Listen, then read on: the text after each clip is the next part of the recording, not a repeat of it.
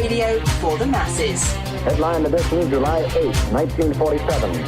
The Army Air Forces has announced that a flying disc has been found and is now in the possession of the Army. If the game is rigged, change the game. Game changer. I occasionally think how quickly our differences worldwide would vanish if we were facing an alien threat from outside this world.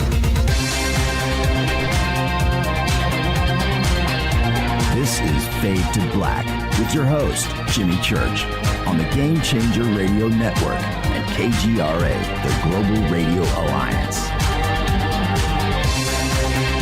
I need your help to get to the year 1985. You are listening to Fade to Black with Jimmy Church on the Game Changer Network. Good evening, Fade to Black. Bespoke radio for the masses. Yeah. Ho. Today's Monday, February 19th, 2018. 50 days into the new year. Just 315 days left. We are live from a bunker somewhere in downtown Burbank, California. And I would like to welcome everybody listening all around the world, all across the United States. Hither and thither, to and fro, back and forth, up and down, east and west, north and south, far and near. This is Fade to Black. For KJCR, the Game Changer Network, and KGRA, the Planet. I'm your host, Jimmy Church. What is cracking, everybody? How you doing? All right, it's Monday. I'm in the chair, kicking off another week right here on Fade to Black with our guest tonight, Jeremy Kenyon Lockyer Corbell. That's right, he's here. The director. So good, they named him 4 times. Yeah. You know, really quick, about Jeremy and our relationship. I respect this cat so much. And he's somebody that needs to be seen. And I will always keep my foot on the gas when it comes to Jeremy Corbell. Very talented, and the look and feel of his work, of his film work is extraordinary. And I've mentioned that to him enough over the years. But that's only half of it, because the other half, it's eye candy, right? It is. It's truly that. But the other half is his research. I don't think there's anybody out there as good as Jeremy Corbell. The dude does not play around. And we are going to do that tonight. We're going to talk about those pesky Pentagon UFO videos that are going around, and there is a lot to be learned from Jeremy about this and these. Okay, so we're going to talk about that front and center tonight. Also, his Bob Lazar project and film. Very excited about this. Anything to do with Bob Lazar is uber cool, and he's been doing this for quite a while with Bob, and so we're going to talk about that. And his upcoming film, Skinwalker Ranch. So we're going to talk about that too as well. Also, I don't know if you have seen it yet, but it's right there. You know, I'm a big Netflix guy. You sign on to Netflix, right there, new releases. Patient 17. Have you checked that out? Well, that's his film. Somebody asked me today. It was really weird. I was goofing around on Facebook like I do all day. Don't tell Rita. But I do putz around on Facebook when I'm supposed to be working. And somebody goes, "Oh, man, Patient 17, you mean that's his?" And I was like, yeah. But it's right there. It's on Netflix. And it's quite a piece of work. And it's well done. So Patient 17, we've talked about that before on the show. But, of course, we'll probably bring that up at some point tonight in the conversation. So that's tonight, Jeremy Kenyon Lockyer Corbell. Tomorrow night, right here, actor Kerr Smith joins the show for the first time, and it's kind of like Hollywood week, right? Tonight we've got Jeremy. Tomorrow night, actor Kerr Smith. And a little bit about Kerr. We're going to do a couple of things with Kerr this week. He's going to be on Fade to Black tomorrow night, and then on Friday, he's going to join me over on Coast to Coast AM. And Kerr is fully awakened, and he told me over the weekend, this is really funny too, because you know how I am with these words, but he says, man, I'm out of the closet. That's it. Let's go. And I said, let's do this. So we're gonna do it. Both guns blazing. First shot across the bow will be tomorrow night on Fade to Black, and then Friday night he's going to join me live in the studio over at Coast to Coast AM. So that's tomorrow night, Kerr Smith, and Wednesday night Zarathustra is here. Very excited. Been wanting to get Zarathustra on the show for a few years, and had a chance to have some great conversation with him at the Conscious Life Expo. And it was synchronicity, because he said, and I said at the same time, it was like, dude, when are you going to be on the show? And he's like, what have we been waiting for? So that will be Wednesday night. Zarathustra is here. Thursday night, Fader night, John Rappaport, and there's No More Fake News Room live. So we've got a great week coming up on Fade to Black. Next week, now we'll be over on Coast to Coast Friday and Saturday. So that's not going to end. Our week's not going to end with this Thursday. So Friday and Saturday over at Coast, and then, but our week next week on Fade to Black also, we're trying to match what we're doing this week. So I think we've got it together for next week too as well. It's going to be absolutely amazing. Do follow me on Twitter at JChurchRadio. You can follow Jeremy at Jeremy Corbell. He has already been tweeting tonight, so his stuff is up there. But go and follow Jeremy on Twitter at Jeremy Corbell. And everything is Fade to Black, J Church Radio. You can go now, follow, like, and subscribe over on the website. We've updated the website over the weekend and got as much done as we could. There's still some more stuff that we're going to be cranking through there over the next couple of days. But, of course, our next event coming up is Contact in the Desert. And we have a banner up now over at jimmychurchradio.com for Contact in the Desert. Right there, it'll take you over. And this is what I'm asking all of the Fadernauts to do. I wasn't aware of this until I was speaking with Crystal over at Contact in the Desert over the weekend, which is this. When you purchase your tickets for Contact in the Desert, there is a place there to put, where did you hear about us or this? Put Fade to Black in there. Okay, F2B, put Fade to Black. And it doesn't do anything except it lets them know, as they, it's effective for them so they know where people are coming from. That's the first part. The second part, you know what? I want the Fadernauts to stand up and be counted. Okay? I want them to know that each and every one of you, right there, Fade to Black. Just pop that in there. So when I have those conversations with them over there, they go, the Fadernauts, they're everywhere. Right? Okay, so just pop that in there. It'll be really cool. I'm gonna continue to announce this, that little spot, because when I found out about that, they were telling me over the weekend, yeah, man, Fade to Black, it's popping up. Well, you know what? I want that, it's everywhere. Well, yeah, that's great. But I want to make sure they really recognize. Okay? All right. And as I am speaking, okay. Got it. Thank you for that, Rita. Very cool. Where am I? So Contact in the Desert. Okay, so when you head over to the website, I just want to let you guys know really quick in advance that the schedule is basically there. There are some things that need to be moved around. Things are going to back up an hour here and extend over here and so forth. And but the final stuff is going to be up in a couple of weeks. And, they are juggling to squeeze all of these events there in. And so there is one other thing.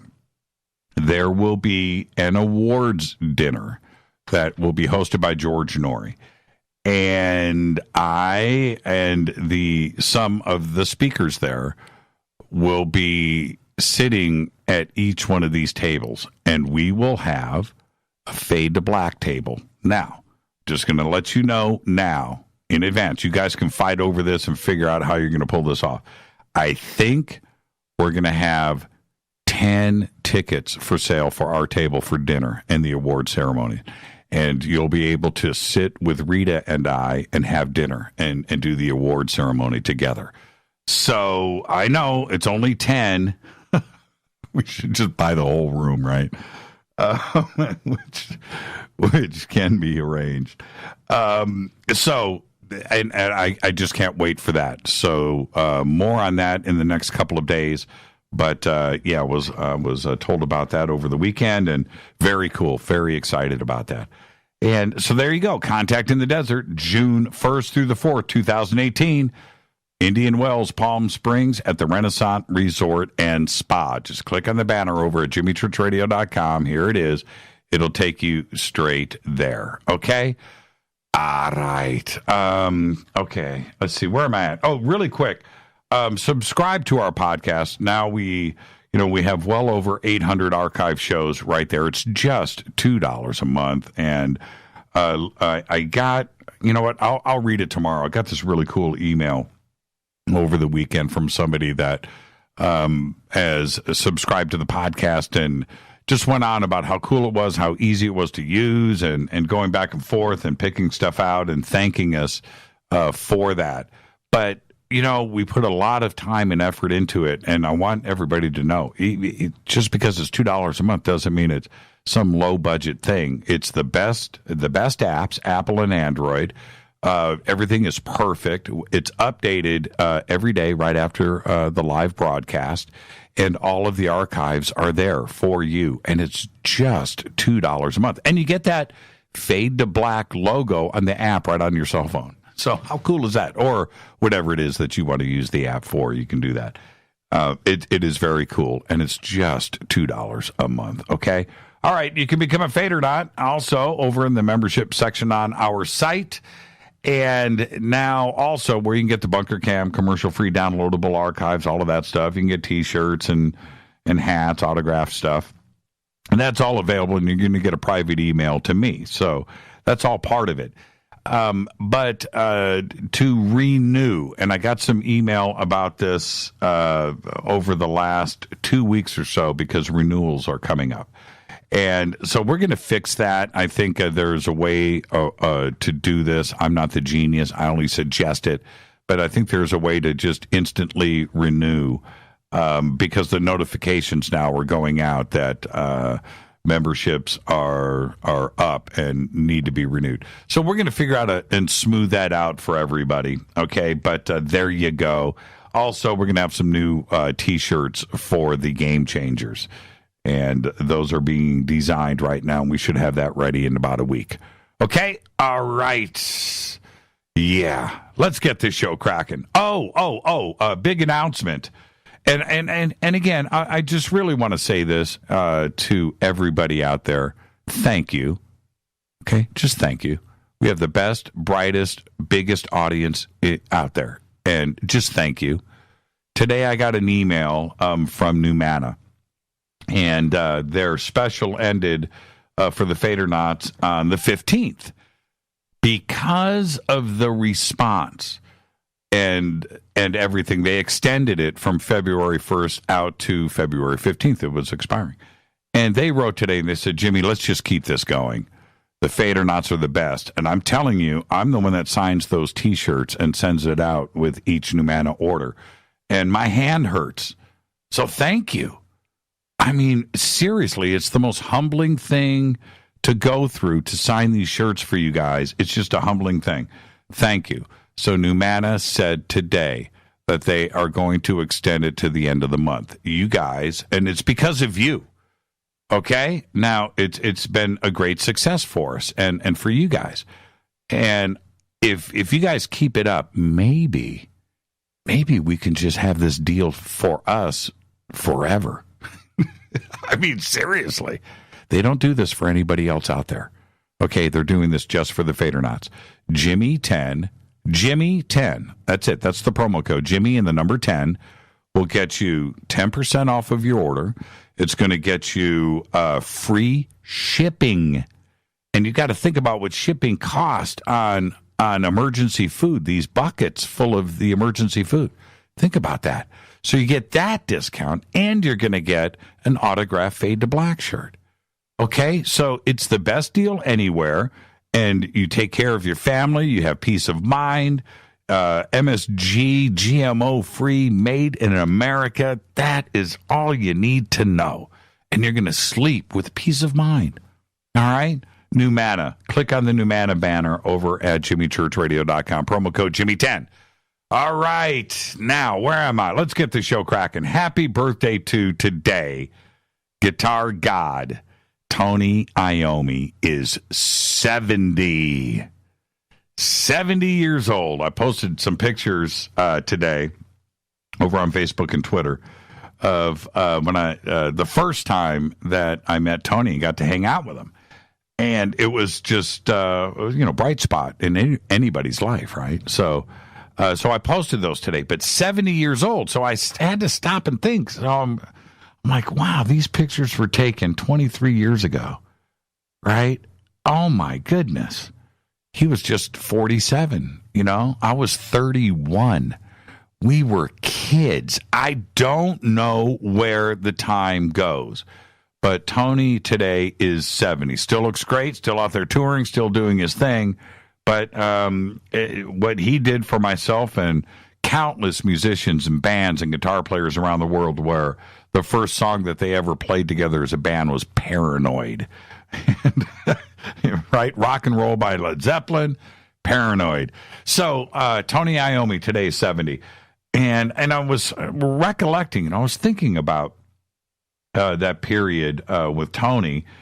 And I remember maybe this was about a year after I had met him. And so we were, hanging out and talking over the year. He was, touring and over in England and doing his thing, and over here in the States. But I came home one day to Sherman Oaks, to my house, and I walk in, fax machine, right there. There's a fax on the fax machine. Remember those? And I pick it up, and it's a fax from Tony, which I still have. I should at some point scan it and post it because it's a brilliant fax. The fax says, Jimmy, and it's got his logos on it. So Jimmy, Tony just arrived in L.A. Want to hang out? Can we do lunch? Tony Iommi, right? There's the fax, and I'm holding it, and I was like, well, with hotel information or whatever. And I was like, wow. So how cool is that? Where you come home and you get a fax from Tony Iommi. So the next day, and this is the best part of the story. So the next day we have lunch. I was working for Elisa's in Santa Monica. And so we go to lunch. And we're at lunch, and I said, man, you want to come back to Elisa's and meet everybody? He used Elisa's products, and it was all good, a little relationship going. He goes, yeah, let's go. So just picture this in your mind for a second. Tony and he jumps in my car. He had his tech with him, and I'm trying to think of his name here in a second, Mike.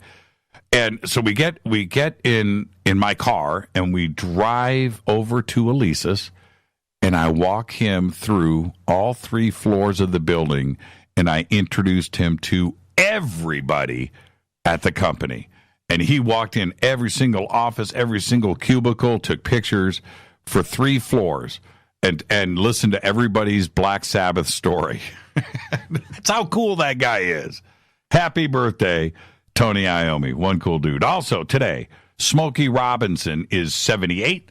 Actor Jeff Daniels today is 63. And Benicio del Toro is 51. Snatch, right? How great was he in that Fear and Loathing in Las Vegas? Traffic. But of course, probably his best. I don't know. Snatch was good too, but The Usual Suspects. Happy birthday, Benicio. Today he's 51. And our dead guy's birthday today is Copernicus.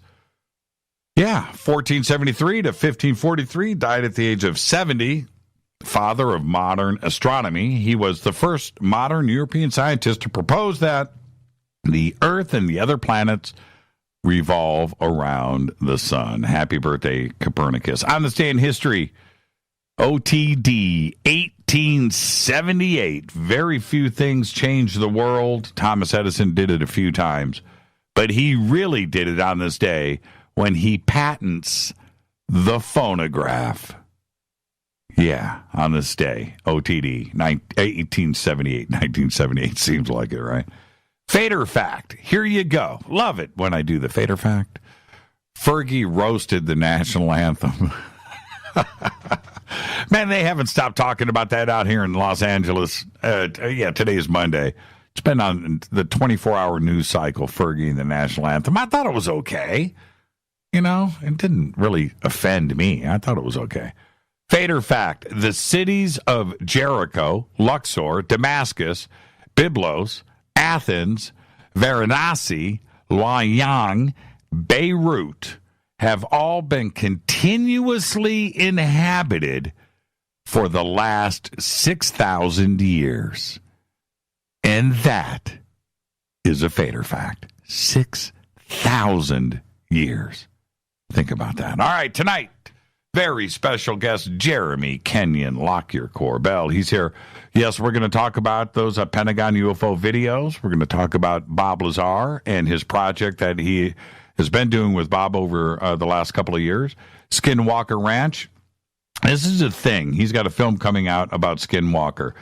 When it comes to Jeremy, his research is so thorough. He's going to talk about these Pentagon UFO videos. He's been working on this story. Well, I'll let him tell you, but for a long time. I'm going to let him tell his version of it.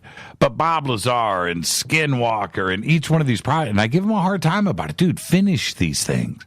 But it's because his research is so thorough, his filmmaking is so complete, and the editing and the way that he does his stuff.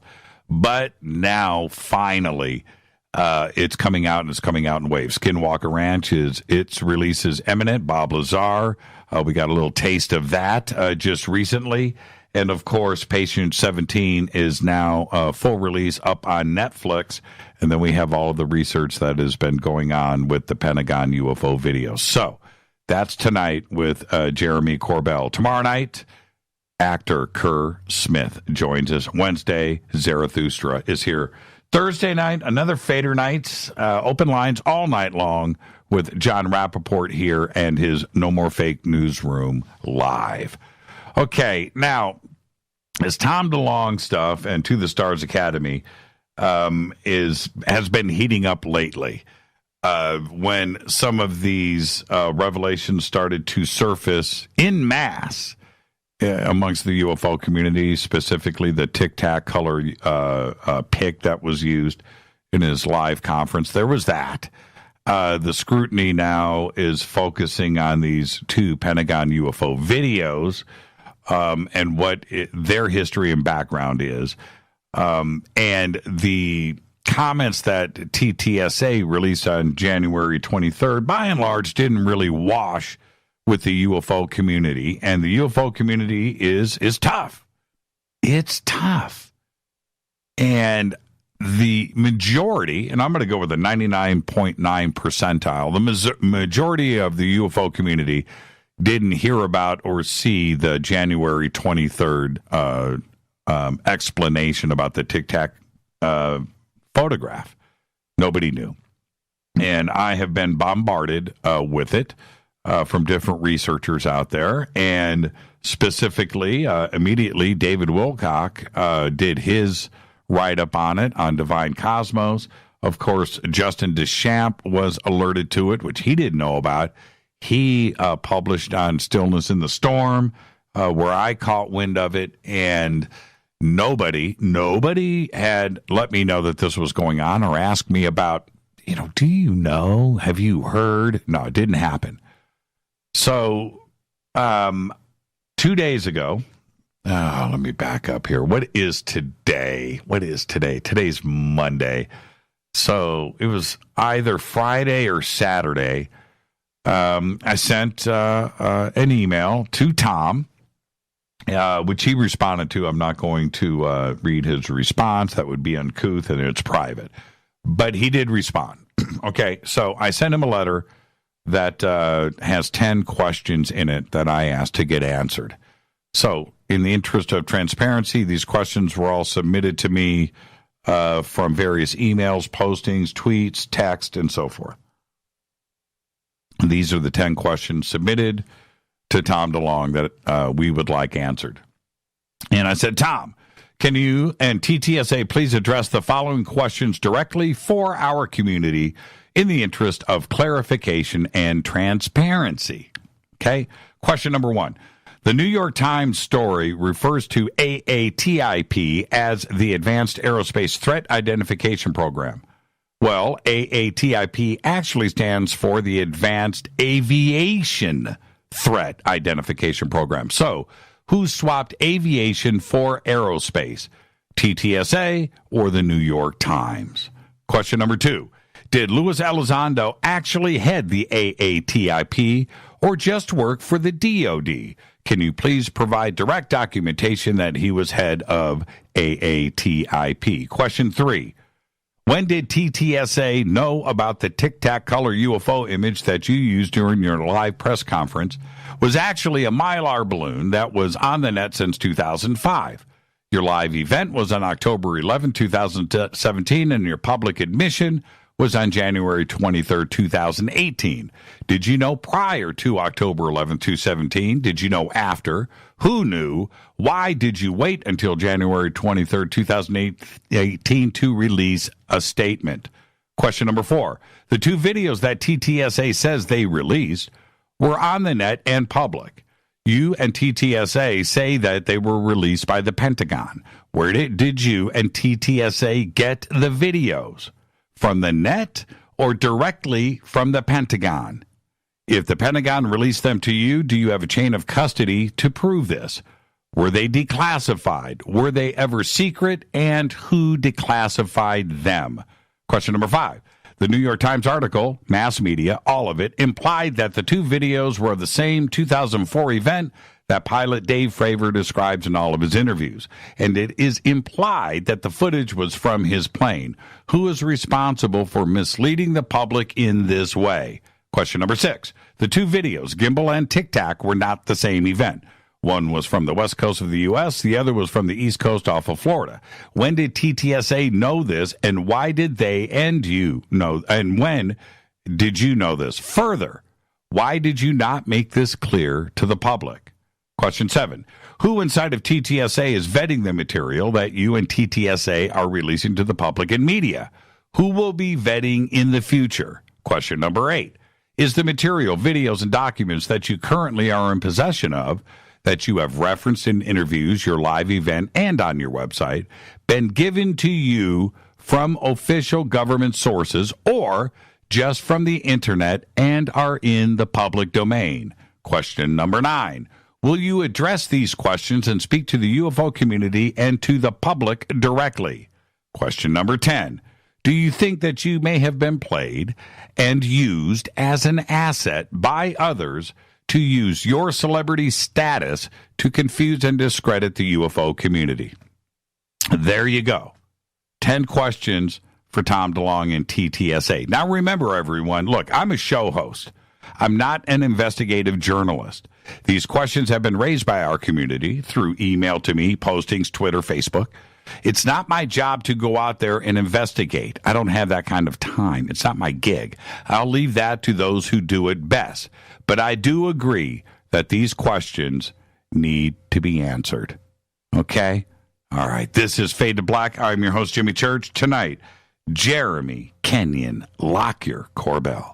The director, so good, they gave him 4 names. We're going to hit it all tonight. We're going to talk about these Pentagon videos. We're going to talk about Bob Lazar. Cannot wait for that, by the way. Skinwalker Ranch. Weird connections with all of this, too, as well. Nobody can connect the dots better than Jeremy Corbell. I'm your host, Jimmy Church, on the Game Changer Network and KGRA The Planet. This is Fade to Black. I'll be right back with tonight's guest, Jeremy Corbell. Stay with us.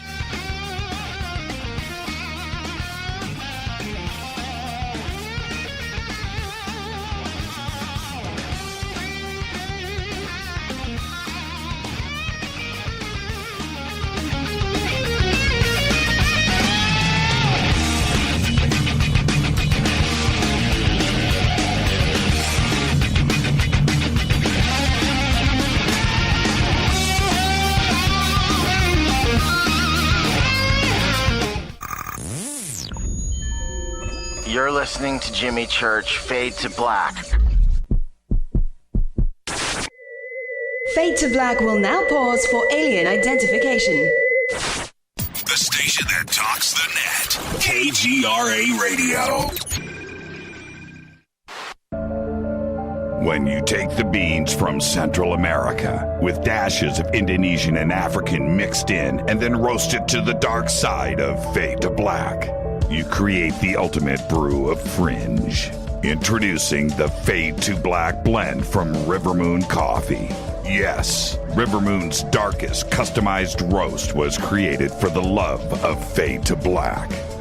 The alchemy of masterful roasting and smoking the beans is in every sip of this full-bodied, dark Java. I need my coffee dark, deep, with distinct bittersweet chocolate highlights, just like the bunker. Leaning further into the darkness of the roast is Fade to Black blend from Rivermoon Coffee. Just click on the banner at jimmychurchradio.com and use the promo code F2BBLEND for 15% off of your order today. Go Beckley Teppy. Natural Health Solutions with Chris and Ronnie. Hey, Ronnie, how you doing? Great, Chris. Now, you're the CEO of GetTheTea.com, right? Yes, I am. What is GetTheTea.com? I mean, is this tea you buy in a store? Well, no, it's not. Life Change Tea is just that. Life-changing. Life Change Tea is an herbal tea that gently cleanses your body from intruders. What do you mean by intruders? Well, intruders are toxins, chemicals, GMOs, heavy metals, and more. They're in our food, in our water, in our air we breathe. Seriously? Yeah, seriously. And Life Change Tea will help you with removing these, as you say, intruders? That's right, Chris. Are there side effects with this tea? Well, you might lose a little weight. When you clean your colon, you lose weight, you feel better, and you have more energy. Wow. Ronnie, where can people purchase Life Change Tea? Oh, that's easy. GetTheTea.com. That's GetTheTea.com. Ronnie, I want to thank you for being on the show. People, don't forget, GetTheTea.com. 9 out of 10 geneticists agree. Fade to Black is not your father's radio show on the Game Changer Radio Network and KGRA. The Planet. Win big with KGRA this summer. Tickets and hotel accommodations to the biggest conferences, autographed books and DVDs, chances to win all-inclusive conference cruises, and private dinners with your favorite KGRA hosts. Click the contest tab at KGRAradio.com for your chance to win big this summer. Your contact for the best alternative talk radio on the planet. KGRAradio.com. Hi, this is Rob Reiner from Anvil, and you're listening to JimmyChurchRadio.com. What's up? I'm Chris. What up? This is Kyle Massey, and you're listening to Jimmy Church Radio.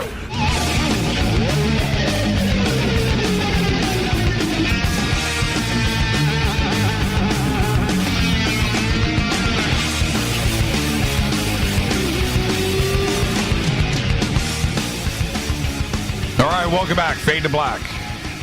I'm your host, Jimmy Church. Tonight, Jeremy Kenyon Lockyer Corbell. He's here. Tomorrow night, actor Kerr Smith. How cool is that? Wednesday night, Zarathustra. Even better. And we're going to wind up the week with Fader Night, open lines. John Rappaport's going to be here with his No More Fake Newsroom. He's been battling the flu. He's all better now. So that'll be Thursday, open lines all night long. We will open up the phones, or try to open up the phones a little bit later for Jeremy Corbell. He is an American contemporary artist, investigative filmmaker. He's based right here in Los Angeles, California. He documents ordinary individuals and their extraordinary beliefs. This research has taken him into the worlds of nanotechnology, aerospace exploration, exotic propulsion systems, UFOs, the mystery of Skinwalker Ranch, and what he calls the phenomenon. Corbell has documented the surgical removal of alleged off-world alien implants. His new film, Patient 17, is in wide release on Netflix. And he also covers physical evidence of extraterrestrial nanotechnology, landing sites. He has obtained deathbed confessions from former CIA and government intelligence officials. His films reveal how ideas held by credible individuals can alter the way we experience reality and help us to reconsider the fabric of our own beliefs. He continues to explore everything on his website. You can go extraordinarybeliefs.com. It's all about those enigmatic people deep within the aerospace, military, intelligence, conspiracy, and extraterrestrial and underworld communities. Tonight, we are going to discuss those recent U.S. Navy gun camera videos. We're going to talk about Bob Lazar, and we're going to talk about his new film that's getting ready to get released, Skinwalker Ranch, and the extraordinary evidence that he will soon present to the world. I would like to welcome back to Fade to Black, the one and only Jeremy Kenyon Lockyer Corbell. The director's so good, they gave him 4 names. Jeremy, good evening. Thanks, Jimmy. Great to be on. How you doing? You know I'm never going to let that go, so you're stuck. It's great. It's great. You remember I had to do it when I introduced you at Contact last year. And by the way, everybody, Jeremy will be at Contact in the Desert again this year. He has to speak at Contact because he lives in Joshua Tree. So, you know, he would probably protest and picket outside of the entrance. And you can do that because you live there. It's one of the most interesting places in the world, Joshua Tree. And I can't think of a better place for a filmmaker and UFO investigative journalist like yourself to live. It's amazing, man. I actually live just outside of Joshua Tree in Pioneer Town. It's even more remote. It's a really amazing location I was able to find, yeah. Is it every night, man? Do you go outside and something crazy is seen? You know, it's like a Spielberg movie. When you look up with zero light pollution in the wilderness, I mean, it takes 20 minutes to drive anywhere. Just to get off the dirt road takes a while where I live. And yeah, I'd have to say, with a 360 panoramic of the sky, I'm one of those guys who never sees anything. But out there, it's hard not to. Yeah, I remember this is probably 2 years ago. I mean, that's all we do is go out there and look at the sky. But this one night, we went up to a house at the very top of one of the mountains, right? It just, you know, with one of those views. But we get up there and we go even further up above the pool and everything in the back. And I'm with a group of friends and Rita and stuff. And then I took the time to just rock my head back and look up. And you're looking at a full color Milky Way. And it's right there, man. And, you know, and you just stop and it just takes your breath away. Living in Los Angeles, you know, we're deprived of that. But you go out there and you see pictures of it all the time. But when you see it like that in that panchromatic resonance, you know, that full color thing going from, you know, horizon to horizon, it's unbelievable. Yeah, it's absolutely incredible. It's something I didn't even know was so important to me until I moved out there. And you can see anything move in that sky. It is incredible. When that recent rocket went off, I was doing dishes, which is a rare occasion. And I just looked to my left, and out the window, panoramic in perfect pitch black sky, was that huge rocket plume. It was just incredible. Yeah, I'm fully jealous. And I remember asking you one time, dude, why Pioneer Town? You're like, oh, come on, Jimmy. And I just had to check myself. It's like, of course, right? Of course. Oh, I didn't want to move. I was kicking and screaming. My wife is the genius here. You know, she told me we're going to move into the middle of nowhere. And I was like, what's the difference between the middle and the edge? But now I understand, and I'm trying to find that middle a little bit better now. Do you go to the country kitchen often? You know what? I haven't gone there often. I'm kind of a resident of Pappy and Harriet's, you know, where Paul McCartney played. Yeah. Great place, yeah. Yeah, and La Copine. You know. Yeah, you've been telling me to go out there every year with you. Wait, you know what? We'll do it this year. I promise. All right. I promise. I wanted your comment on this. Rita asked me the other day. She goes, Jimmy, if you could describe Jeremy, how would you do it? I said, dude is steampunk. Right? Right? And that's what came out of my mind. And it was like one of those innocent, juvenile, brain first, think about it later comments. But that's what came out. How do you, well, first off, what do you think about that comment, calling you steampunk? But I think it's correct, at least the flavor, right? But how do you describe your approach to filmmaking? Well, for me, it's based on real simple questions. We all are curious people. If we have a single bone in our body, there's curiosity there. And what I like to do is use the camera as my passport. I mean, it became obvious to me very early on that you can have intimate conversations with people simply because you have a camera with you. And so that was really the revelation for me in trying to learn more about the UFO topic, about these types of technologies, is that having that camera really opened doors for me. I thought it would do the opposite. So my approach to filmmaking is very personal. It's about the human beings and their belief systems. Sometimes it includes UFOs and advanced technologies that are proposed by UFOs. Other times it doesn't. I spent a good year and a half in a tattoo shop watching a guy who I call a modern day shaman, listening to people, their stories, their phenomenal stories of healing and high strangeness. So the through line for all my work is I want the viewer to be able to see through my lens just like I'm seeing, and to experience these stories and these people and these places in the same way that I'm experiencing them. So if I do my job right, then watching my films will be like a front row seat to what I experienced.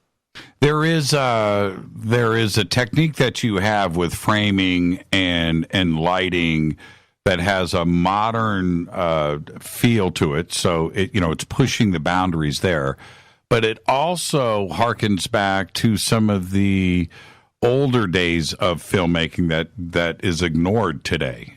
So you get kind of both. There's it's a hard thing to describe, but you have the elements of both.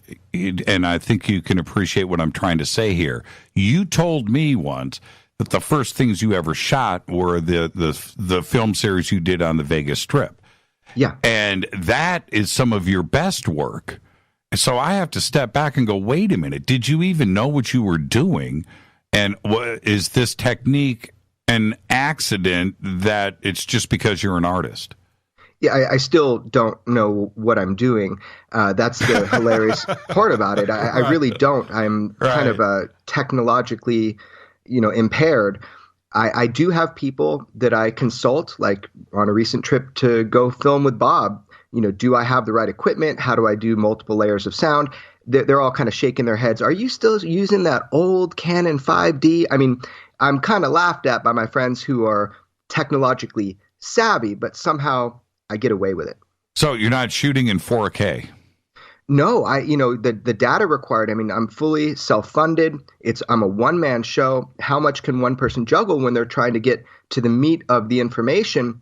I don't even use artificial lights. So everything you see is how it is natural. So I need to employ certain techniques, to make that look good, but that's my method. Now let's go in feet first here. We do need to do this. Oh man. Okay, I want to be gentle here because also you and I have a lot of private conversations too as well. So I'll dance a little bit. There's no reason to expose things, but the videos that have been released by TTSA, which to the community seemed like and appeared like this was something new that was being brought forward.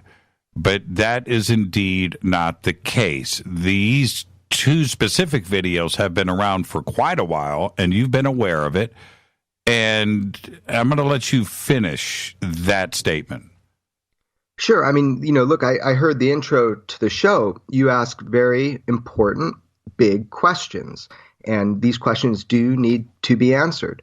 So let's talk specifically about the Tic Tac case. I have no relation to Tom or his organization other than I'm rooting for him, and I hope that they achieve even half of what they're aiming to achieve. I think we should also give credit for what has been achieved. I mean, look, this is not a boring time for UFOs anymore. No. 2017, 2018 has given us a lot to think about and look at. But more specifically, you're edging in on how did I know about the Nimitz UFO encounters? How was I aware of it? How did I report on that, 7 months before the official releases? And I think that's what you're aiming at. Is this is not an old story. It is from no, 2004. It's not a news story. It's not a news story. It's right. From 2004, so that's current. But what you're saying is these releases weren't brand new, that this had been lurking in the shadows for some time, specifically the Tic Tac UFO case and footage that was seen. It goes back a long ways. And the reason why myself and others in the community, most of the community, is acting alarmed right now is because it feels like there is some misleading referencing that was going on here. Now, it doesn't matter who the fault was, whether it was the New York Times or it's mass media or it's CNN, the way they're conducting their interviews with Elizondo or Fravor. None of that matters to the community.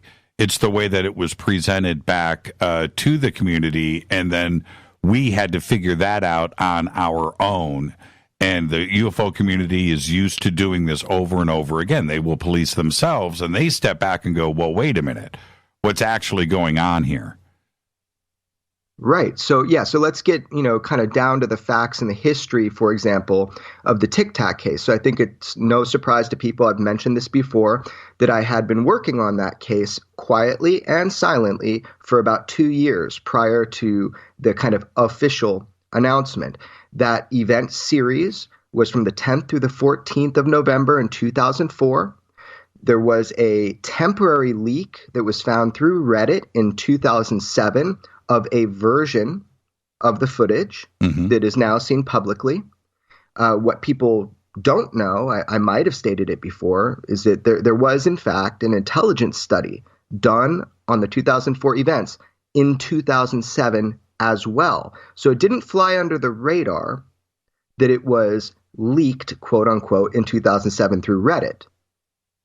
Now, we have the 2015 report by a fighter pilot named Paco on Fighter Sweep that has become very popular and famous. It actually dropped my jaw when I saw that was the tip of the spear, and the thrust for the To the Stars announcement was this series of events. I mean, the primaries of that case did not even know. When I reached out to let them know that this was all being said, and in fact, that the specific Google search terms were then said on stage to find this obscure aviation article that named the pilot, it was an alarming moment because it was not something that was, notified to everybody who were primaries in this account. So I think it took some people by surprise who were even involved in this account. You're referring to TTSA and the other principals. No, I think it came to a surprise to the individuals who engaged the 2004 Tic Tacs. Oh, you're talking about Fravor and what's his name, the wingman. Yeah, so whoever I'm talking about that were primaries in the series of events, right? Right, I got you. What I'm saying is they were not aware prior that was going to be done. And so that was interesting, seeing that for myself and then putting that together was really fascinating. Did TTSA, now TTSA didn't have the videos at the time. They should have. I mean, they were out there in the public domain, but they didn't have them at the time of their live press conference. Don't need to dwell on that. Well, the videos were not available to the general public. Think about the gimbal, what's known as the gimbal video, which we really need to clarify. Right. But, that one was not available publicly by any means anywhere. Did they reach out to you, though? Did TTSA at any point reach out to you? I was of no help to TTSA in what they chose to do. Okay. However, I did because I had definitely the largest network of people regarding this case, all the way from, fighter pilots who directly engaged the objects to radar specialists to personnel employees. I had developed that for a long time. So the ability for me to talk with them and say, hey, some of these people, this is something that I think you should get out ahead of and in front of and contribute to this conversation. Some of them can and could do that. Others cannot. If you're current and military employed, right, then that is not something you can do. So some of the silence that people are experiencing from some of the principals, it's not by choice, it's by occupation, if that makes sense. Are you in possession of additional gun camera footage? I know that there are many versions of footage that were taken that day, from radar to a really amazing kind of high-tech optical system called Chibble. Mm-hmm. I don't know exactly what it stands for, but it's a tactical optical. So there's a lot of footage from that series of events. But also remember, things are very compartmentalized.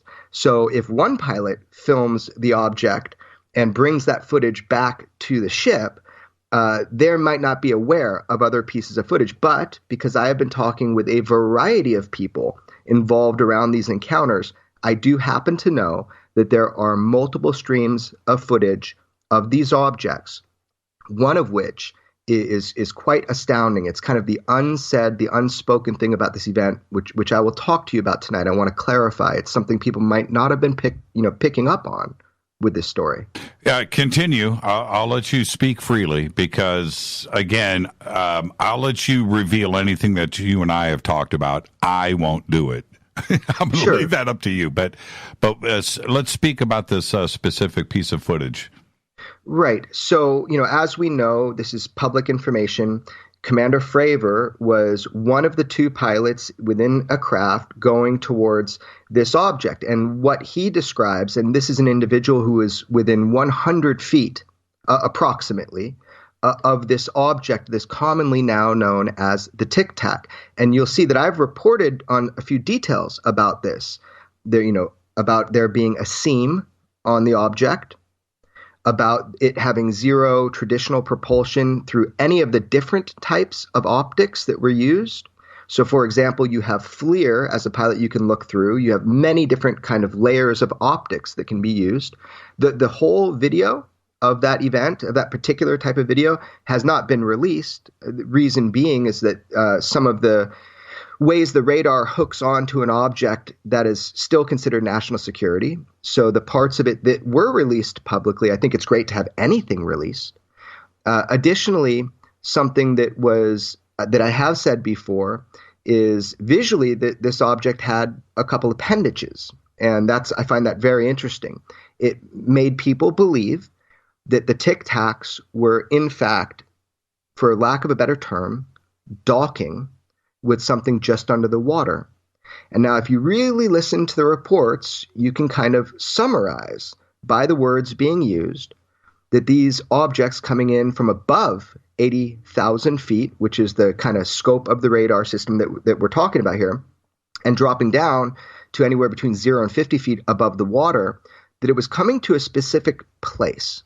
And that place, under the water, there was a 747-sized circle of churning water, as if there was something underneath the water, a USO, unidentified submerged object, which indeed there was. And so these objects would come down into for lack of a better term, dock with that thing. And this was observed by pilots, by a multitude of pilots, actually. On the 14th, it was by two separate sets of two separate jets, which means 8 people.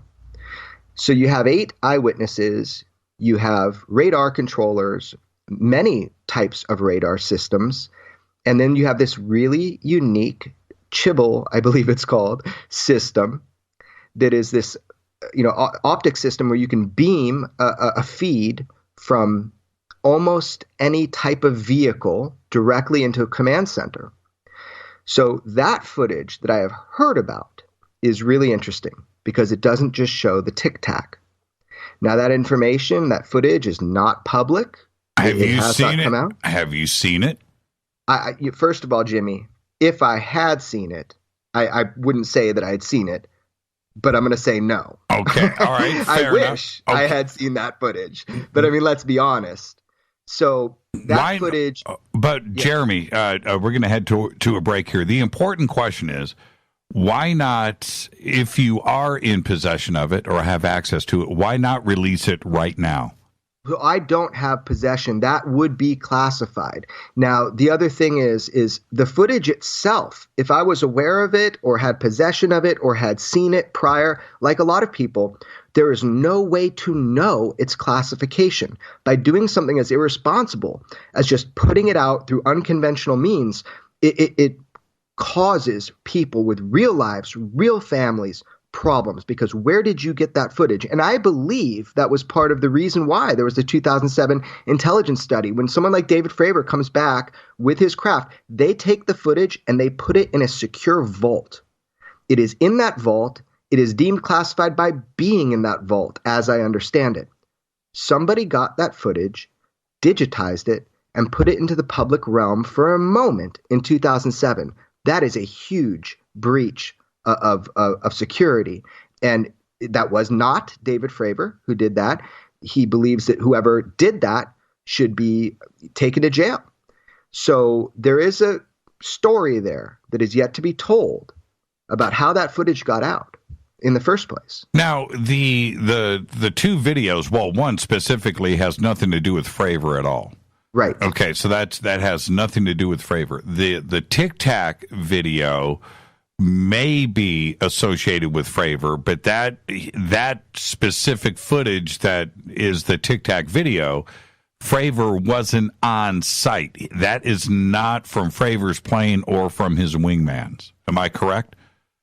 He has never publicly clarified that. Right. See, I have issues. The reason why I have issues with that is Fravor is, he's on screen. He's being interviewed live on different news outlets, telling his story, which is a fantastic story, and it needs to be told. It's an experience and an event that needs to be told. But at the same time, the networks are playing these other two videos alongside with his, his interview, and the association is made, and it's never been clarified. Can you imagine the frustration that he must have when he's doing an interview on camera and he doesn't know what Fox News is showing over his words? That's right. There is frustration, but also he sees it the next day. And so why wouldn't he? And I can tell you, though, look, whatever footage we're seeing, there may be really good reasons why, if somebody else took footage or whoever took the footage in the first place, maybe they are still employed by the military. Maybe they're not in a position to be able to publicly speak about it.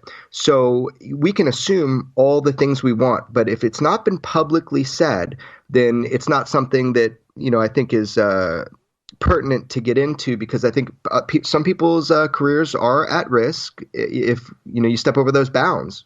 Yeah, I agree with that. And we need to be careful here. But the other part is, who is responsible for misleading the public this way? Is it purely on the shoulders of the networks and mainstream media, or why isn't there been a clarification from TTSA about these different interviews saying, hey, these are not the same thing, But right? Wouldn't it have been nice if that was extremely clarified at the beginning? And in fact, I was, and you can look back at public record, the first person to say that the other one was from 2015. I put a date on it. Right. And that other series of events, that are getting lumped in, we're calling it the gimbal video. Yeah, right. That was from the East Coast in 2015 compared to 2004, the West Coast. And that is a huge problem. I mean, I'm sitting here watching it thinking, oh man, the news has really messed up. But at the same time, they didn't have all the information, not even for the New York Times article or the Politico article. So it's frustrating. But at least, we have something we can go off. And these are the types of questions that need to be asked right now. Yeah, it has to be. It has to be that way. Let's take a break. We got to do that right now. Our guest tonight, Jeremy Kenyon Lockyer Corbell. I just love saying it, dude. Love saying it.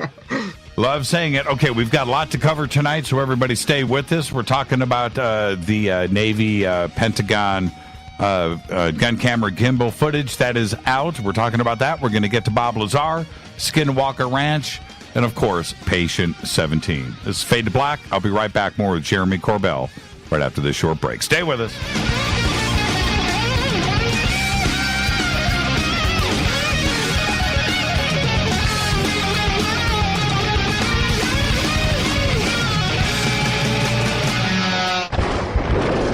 This is Fade to Black with Jimmy Church on the Game Changer Radio Network and KGRA, the Global Radio Alliance. This is KGRA Digital Broadcasting Station, Salt Lake City, Utah, Van Buren, Arkansas. Hello, Fadernauts. This is Jimmy Church, and I'm introducing New Pharma, a company whose products are based on science. Human function based on the endocannabinoid system, or ECS. New Pharma firmly believes in this science, and their research indicates that support of the ECS provides the beneficial effects for a healthy lifestyle. New Pharma's science includes relief capsules for pain relief, sleep capsules, which are natural support for occasional sleeplessness.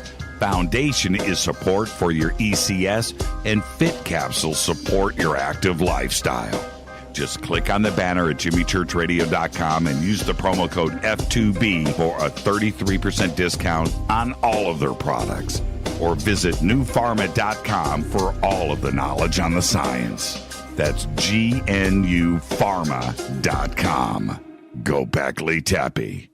You're listening to my main man, Jimmy Church, on jimmychurchradio.com.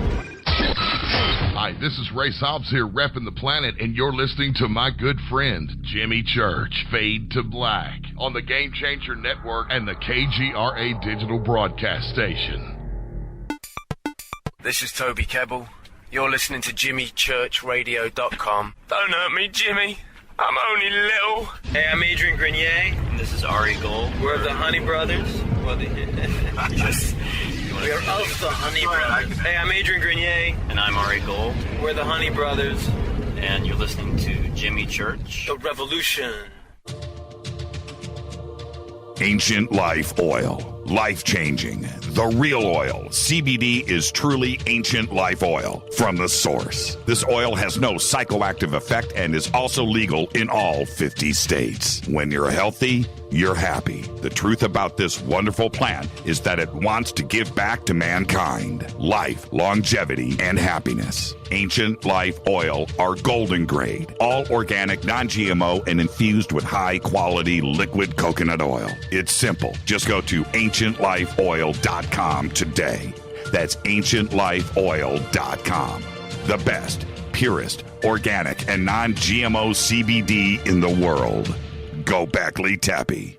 The statements made regarding these products have not been evaluated by the Food and Drug Administration. These products are not intended to diagnose, treat, cure, or prevent any disease. Please consult your healthcare professional about potential interactions or other possible complications before using any product. This is Micah Hanks of the Gralien Report, and you're listening to Jimmy Church on Fade to Black, across the globe on the Game Changer Radio Network and the one and only KGRA Radio, The Planet.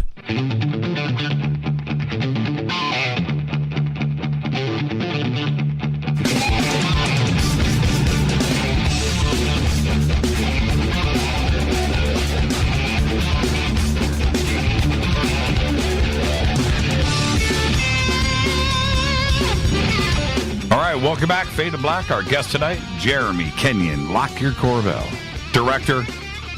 It's got lots of stuff coming out. Patient 17 is out on Netflix. You can check that out. It's actually amazing. You need to check that out. Now, Jeremy, I was just thinking during the break, we can do this. We can meet at a Denny's at about 2 a.m, halfway between here and Palm Springs, and we'll do a clandestine USB drive drop. You just get me the videos. I'll release them, and I don't know where I got them. Nobody will know. I don't have any videos that need to be released to the public. I think there's a really good movement right now where information and videos are getting out. There are more. Those videos will come out. No, they're not available in the public domain at this time. Make of that what you will. But I think there is a process involved right now that I think I feel very positive about it. Imagine for 2 years, I'm looking at this case. I'm looking at it through with, very closely, yet I don't have the ability to tell anybody, look, if we put these out, your story is going to be shielded, that there is a process in place and you're going to be just fine. That was my dilemma. I am not part of the government. I've never taken a security oath or had clearance in any way. So I am in no position to do that kind of thing. However, the process that is currently underway, I think it is very possible that we're going to be getting more and more information from it in a legitimate form. And I think that is really good.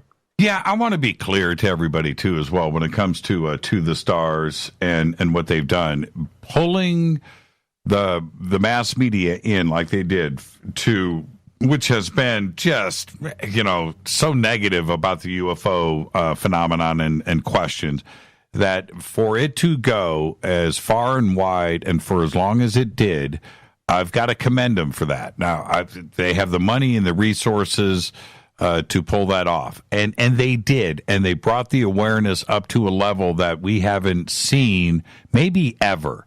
So I commend them for that. The ball drops on every side is what has caused us to just back up and go, oh, man.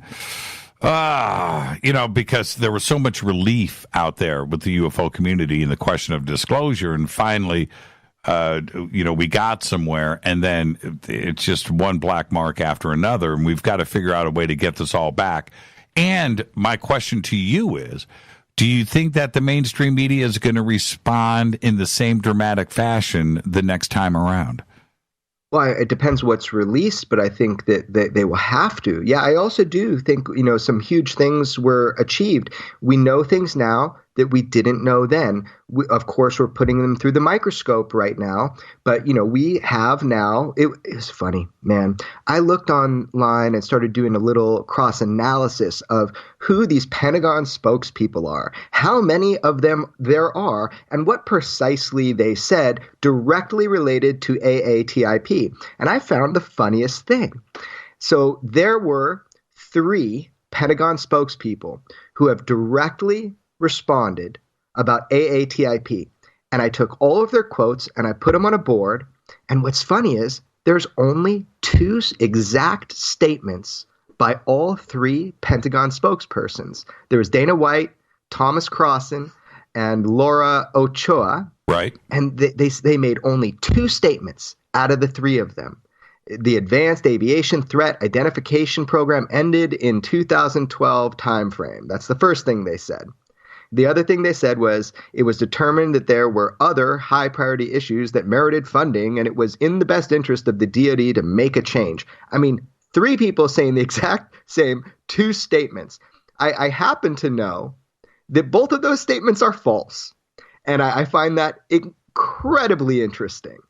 Who do you think changed the name? You've heard me talk about this a lot. Yeah. From aviation to aerospace. Again, really misleading. Aerospace sounds UFO-ish. Sounds cool. It's aerospace, right? Right. The correct name was aviation. Somebody changed it somewhere. Who do you think did it? You're saying it's the correct name. I think that we're still open to debate about that. Let's go through the history of the names and exactly how that was put out to the public. Again, you're not speaking on behalf of TTSA. Let's make that clear. No. Yeah, I have no association with TTS other than I really am rooting for them in the process they're doing. I think it's fabulous what has come out. But let's go over that. Let's go over the specifics of that one lingering A in AATIP, meaning aerospace or aviation. Because, I mean, look, I had that thought too, is, how does that change our understanding when you say aerospace or aviation? So the first mention of this ever in the history of public mention was in the New York Times article, just beat Politico by the smallest punch. Mm-hmm. And that was written by 3 people, right? So in that, it's Advanced Aerospace Threat Identification Program. That was the first mention. Immediately, or at the same time, you then have Politico, and they come out through Brian Bender saying Advanced Aviation Threat Identification Program. So already we have this question of the A. What is it? Which one is it? Right? Then you have these 3 Pentagon spokespersons that came out. There's a 4th I want to talk about, who was just very verbal for the Wired article, right? That just came out. Right, very verbal. I mean, said more statements than all of them combined, and totally outside of the scope of what was the written, this is what you're supposed to say, which is what these press people do. That's why you have exact quotes from these three other Pentagon spokespersons that are identical, right? Now we're talking about Audricia Harris. Yeah, we'll get to her in a minute. So first off, right, just about the A in the AATIP. So to the best of my knowledge, which, goes way beyond these public statements, it is my understanding that the acronym was for aerospace, that this was indeed a program. Remember, they say Lou Elizondo, he was in charge of this, he was tasked with this for 10 years, but we're being told it was only 2007 to 2012. That's only 5 years. Well, there's a story in that. And that story goes back to Skinwalker Ranch. I will be revealing that in my film. That story will be told, which is what exactly that $22 million was for. Was AATIP in existence prior to 2007? Indeed it was. And then, the exact name, most people would, on the inside of that would say, well, it's really not that important. But I know people do think it's important because if you're doing FOIA requests or anything like that, it's good to be specific. So I'd like to say that the jury is still out on what the official acronym was. I'm not going to say, personally, my understanding is that it was aerospace. But the conflict comes in two articles on the same day, New York Times and Politico. They called it something different. And that's where the problem came in from the get-go. Yeah, and for the UFO community, if it would have been aviation, I would have said, well, okay, it's aviation. It has something to do. You know what I mean? But you insert aerospace, that gets everybody excited. Yours truly included. I do understand that. But no matter what the acronym was, it was tasked with a very specific task. And that was confirmed in the Politico article by Dana White, the existence of the program that was run by Elizondo. And so that program was in existence prior to this 22 million. It is currently still existing. In fact, as we know, every branch of our military and every intelligence agency has programs. We're seeing a drop in the bucket. 22 million. My joke, because it's true, is the military spends more money on Viagra than it does on this program. That's right. It's hilarious. There are studies on that. You can look up. My buddy who's a helicopter pilot told me about it, and it's hilarious. So let's get back to the point. The point being, people are kind of up in arms like, well, wait a second, you made it sexier by saying aerospace instead of aviation. And the jury is still out on the exact acronym. It is my understanding that it was aerospace and has been. Do you think that Elizondo will come forward with, some direct documentation on his position there? There must be, this is the thing, did he work for the DOD or did he work for ATIP? And directly, there must be simple things like emails, letterheads, inter-Pentagon paperwork that is not classified, that just simply says what his job is and what he does. I don't think that's anything that would be classified. And well, it doesn't quite work like that. If you remember how his own boss wasn't even completely aware of what the work was that he was doing. So to say, well, can I get a pay stub with your title on it? It's from what I understand, it's not quite that simple. But I do believe that proof was given to the writers of the New York Times so that they can confirm his position. And time will tell if more comes out on that. But I believe their questions were satisfied by the documentation paperwork that were showed to them. Now, is that going to be made public? How could I know that? Yeah. Well, no, I'm not. Yeah, I'm suggesting, do you think that he will come forward with it? I mean, these questions are out there now. Right. So, we just need clarification. Let's just move forward. There are so many different, and we are so used to it, you and I and others in the community, so used to these dead ends, right, where nothing gets resolved. Well, in this case, we have the person, we have there isn't a dead end here. There's a question. And there's so many little black clouds. Okay, well, let's clarify each one of these, and then we can relax and move forward and get back to the business at hand.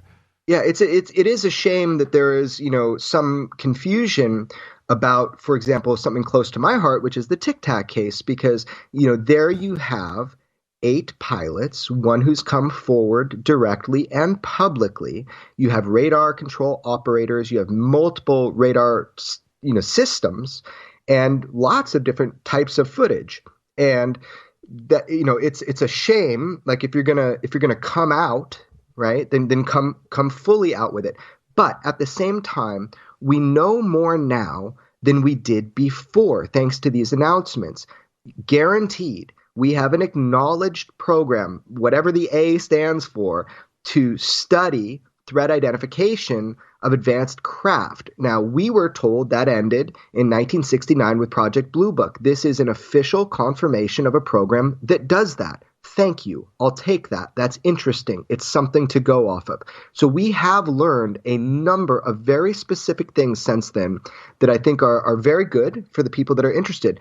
2 things that are completely bypassed by the general readers of these articles. And I actually don't know how these things made it into the article, because it's a whole nother layer, the fact they mentioned these. But as you remember, they specifically talked about alloys and about skiffs that were built at Bigelow Aerospace to hold materials associated with what we call UFOs, or really AAVs. That's another thing I want to throw down there, is that internally within the Department of Defense, and specifically I'll say AATIP was a DIA operation. It was a DIA operation, at least for a long time. That's a defense intelligence operation, which is kind of the intelligence branch of, the Department of Defense. So it's fascinating to me that, we now know and we're told that there are physical materials at one time being housed at Bigelow Aerospace in these skiffs that they built for holding these alloys. I think if this information does come out in the way that everybody's hoping it does, that I think there's already a gross misunderstanding of what they meant by that in the New York Times article. It's not like they found new elements that didn't exist anywhere else. Right. I think the key there is the atomic layering. I think that that's going to become the really interesting thing, which is something I've looked a lot at when I'm dealing with the nanotechnology and when I'm filling on that matter. Perfect atomic layering. Imagine that, how that can be done beyond something that we right now, as humans, what we can do. So if that all starts bursting at the seams and coming out, remember they said it in the New York Times, is that there are alloys, and that the structure of these alloys reveals certain principles. Now, I don't know anything about that. I'm more into Bob Lazar and the element 115 theory. Right. But I think everybody should pay attention to that. The other thing people should pay attention to that I don't think people picked up on are the medical studies that were mentioned for UAP or however you want to call it these days, but encounters by government officials. So prolonged exposure to unidentified aerial phenomena, or UFOs or AAVs, right? And there were medical studies that have been underway. Now, we don't know more about that. There's nothing about that publicly, but keep that on your radar. I got email yesterday that said that, pretty specifically that TTSA and Elizondo are going to come forward and back off of the alien aspect of the alloys, that there is a terrestrial explanation. Have you heard anything about that? No, that would be fascinating, because that is kind of the smoking gun. That is what everybody wants to know. Did you see, I'm sorry if I cut you off. I apologize for that, Jeremy. Did you see or hear anything about Elizondo's taped presentation at the Congress? Oh, I didn't. I heard that he was going to answer questions by doing a taped interview. Look, I'm really stoked that George Knapp was able to nail down on camera Harry Reid, who spearheaded this entire $22 million, and Elizondo, because there's not enough footage of them out there really talking. You get some radio and that sort of thing, but to see him talk about it, I think is powerful. I didn't hear how that went. I hope it went really well, and I think it's cool as hell that Lou is doing that, for the public. Yeah, I haven't heard anything either. It's pretty strange. So I don't know. I guess the audience is still out of the Congress and hasn't heard, Fade to Black or anything. And I'm bummed I missed it, man. That would have been neat to see. Yeah. And I would like to see it. Hopefully, open minds and the Congress will, have that out there for us to check out. I'm very curious as to the selection of the questions, because I'm sure there was a buttload that was submitted and what was picked and how it was answered, but I haven't seen it. Let's jump over to Bob Lazar. My take on Bob is this, and this is where I just hold him up on the highest of regard. Just like anything else in ufology, he got picked apart. He got picked apart, and everybody went after him to discredit him. But here we are in 2018, and he's the one guy, right, that we just all admire the most. He survived it.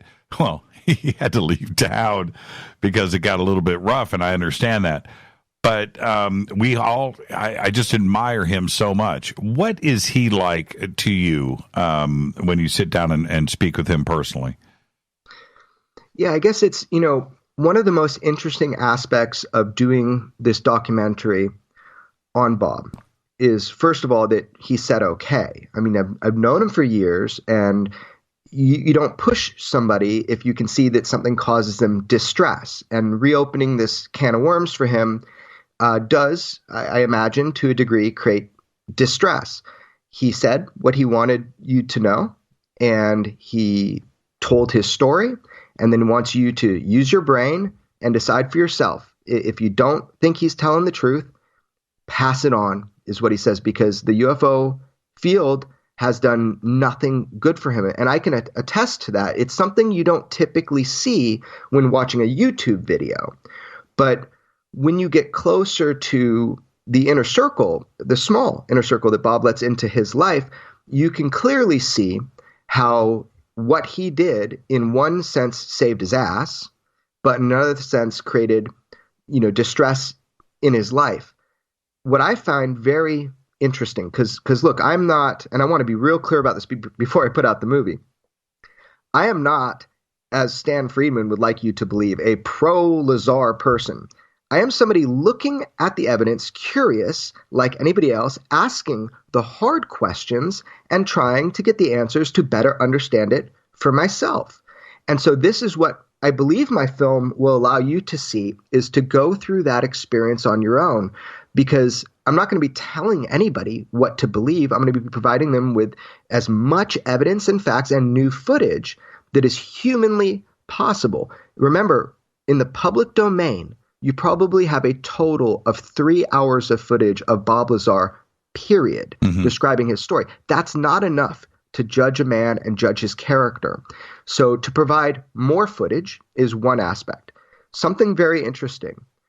The closer you get to Bob's inner circle, his family, people who have never spoken publicly about the experiences they had surrounding this, I've been able to interview.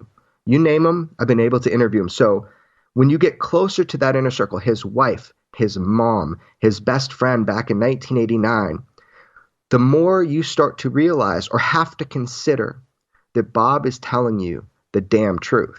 And he's telling you the truth just as it happened, as specifically as possible. So I found that interesting, because usually when you go into someone's story, and if they've created a series of waves of lies, the closer you get, the less believable it becomes. And in fact, I've experienced the opposite. Wow.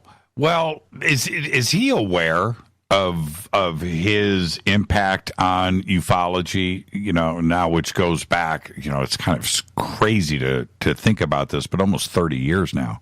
Yeah. Is he aware? You know, he is aware because people do stop him, you know, and they speak with him and they ask him questions, and he's really gracious about that. He doesn't go and try to seek publicity in any way. He shields himself from that. And people that love him and care about him also, you know, are in the business of shielding him from that because it's something that is uncomfortable. I think, you know, praise or blame, you know, to Bob, he doesn't really take it on so much. Because you're kind of like the UFO messiah. I mean, you're the person that really had hands-on if you're telling the truth.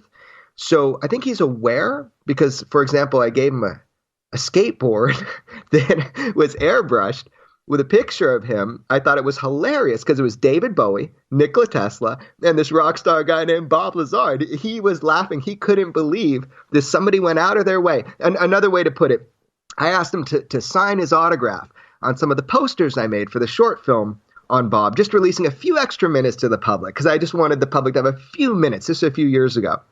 And he said to me, he goes, are you sure I should sign these? I'm going to mess up the art. Are you sure people want the art, right? And I'm like, no, Bob, they actually want your signature, man. You know, you could write it on an envelope. So it's like he's kind of unaware, I think, to a high degree of just how much he's influenced the younger generation, and really what I like to say is weaponize people's curiosity, because his story did that for me. True or not, at the time I was thinking about it, it really impacted the way I thought about it, probably like you.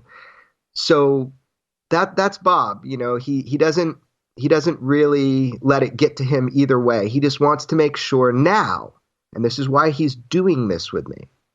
He wants to make sure now. I want one of those posters. I don't even What's have up one. with that? What's up with that? Yeah, I knew that was coming. I don't even have one. Yeah, but you know what's funny is, but yeah, it's an amazing poster, man. We got to get a black market for those. And I'm telling you.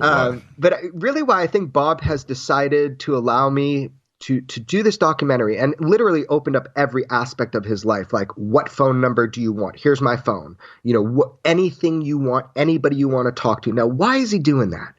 And what I've come to understand, and we talk about this, and you will see this in the film, is that it is more that people have inserted lies. They have inserted fantasy in places where he tried to be very specific. And I think the weight of that has just become to a point where we have to, as he said in the quotes I recently released, pull it up by the roots. We need to make sure that his story is exactly as he said it, and people can't any longer insert their fabrications. And he does say, this is it, this documentary, what you see, you know, after this, or, you know, it's not true. This is going to be true. This is it. Don't let people twist it. And he only put one parameter on me for the whole film. He doesn't want anything. Just one thing. Do not fabricate anything. And so I won't. There you go. Let's take a break right here. Jeremy Kenyon Lockyer Corbell, director, talking about Bob Lazar. We're going to continue this part of the conversation when we come back. It's Fade to Black. I'm your Jimmy Church. Follow me on Twitter at JChurchRadio. You can follow Jeremy at Jeremy Corbell. We'll be right back.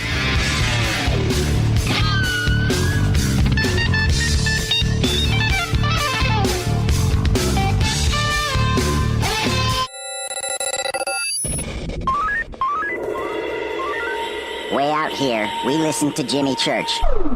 You're listening to Fade to Black. Always on the edge of the hottest alternative talk. Jimmy Church with Fade to Black. KGRARadio.com. ¿Qué tal, mis amigos? Yo soy Mario Carson, el tiburón, y los invito para que escuchen a mi buen amigo Jimmy Church Radio. ¡Claro que sí!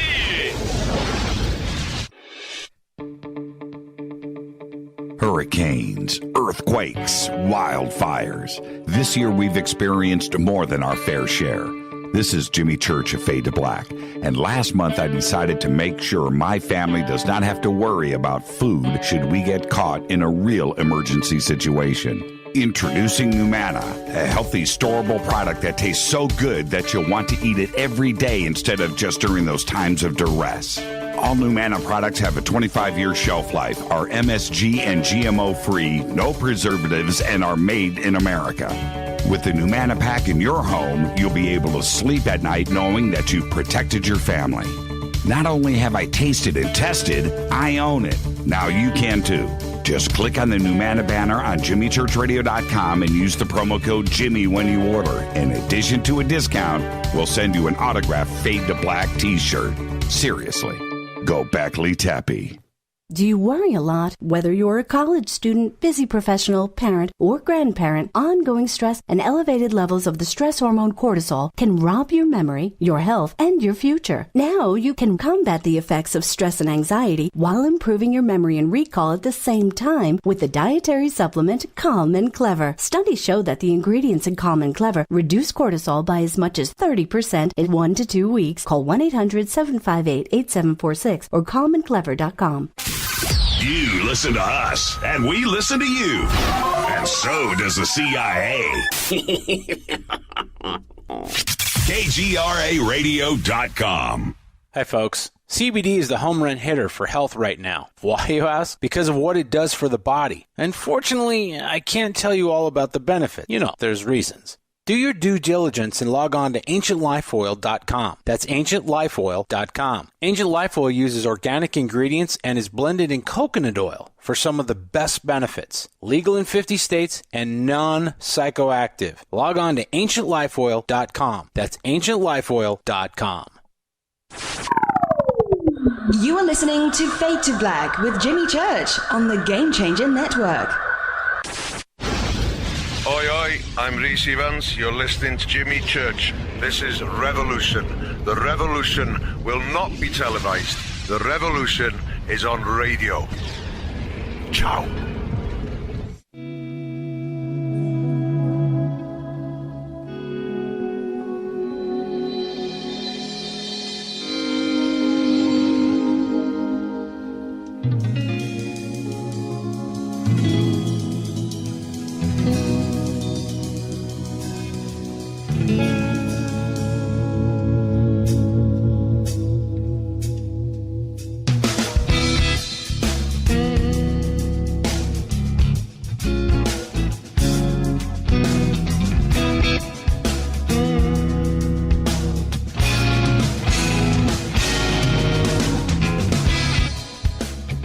Welcome back, Fade to Black. I'm your host, Jimmy Church. Our guest tonight, Jeremy Corbell.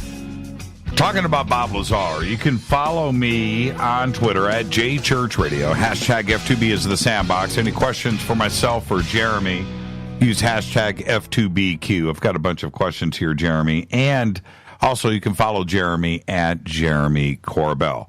Jeremy, I wanted to ask you this. One of the interesting aspects about Lazar that doesn't get talked about, and it should, is that when he left, Vegas, went to Michigan, started his company, that his company deals with some pretty heavy materials, no pun intended, some of it being nuclear. But he's got government contracts. He's got contracts with large corporations and supplying them with different chemicals and chemistry and materials and so forth.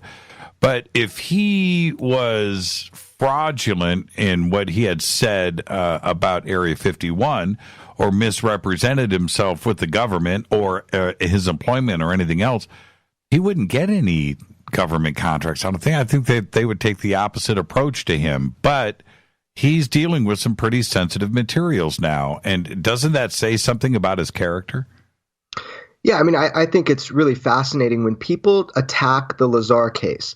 They say things like it's pseudoscience, and then they go into, he's a con man. They make these big kind of bold statements. So I like to really look at it a little bit differently, which is, first of all, I'm very much going into right now, is this pseudoscience? I mean, I'm speaking with the head of physics at 3 different universities right now to talk specifically about the possibility of stabilized element 115 with the right number of isotopes. As this is something I'm going to speak about in my film. Bob is an incredible scientist. He has actually helped me and my understanding of science more than anybody in my life. He does have government contracts. I was, in fact, able to hear a lot of his daily life dealing with clients when I was at one time filming at his business. So, yeah, I think it's pretty ridiculous that people throw out these bold statements and then just simply don't back them up. They've got more conspiracy theories about Bob than anybody. Bob is an interesting character, jet cars, explosives, and flying saucers. It doesn't get much cooler than that.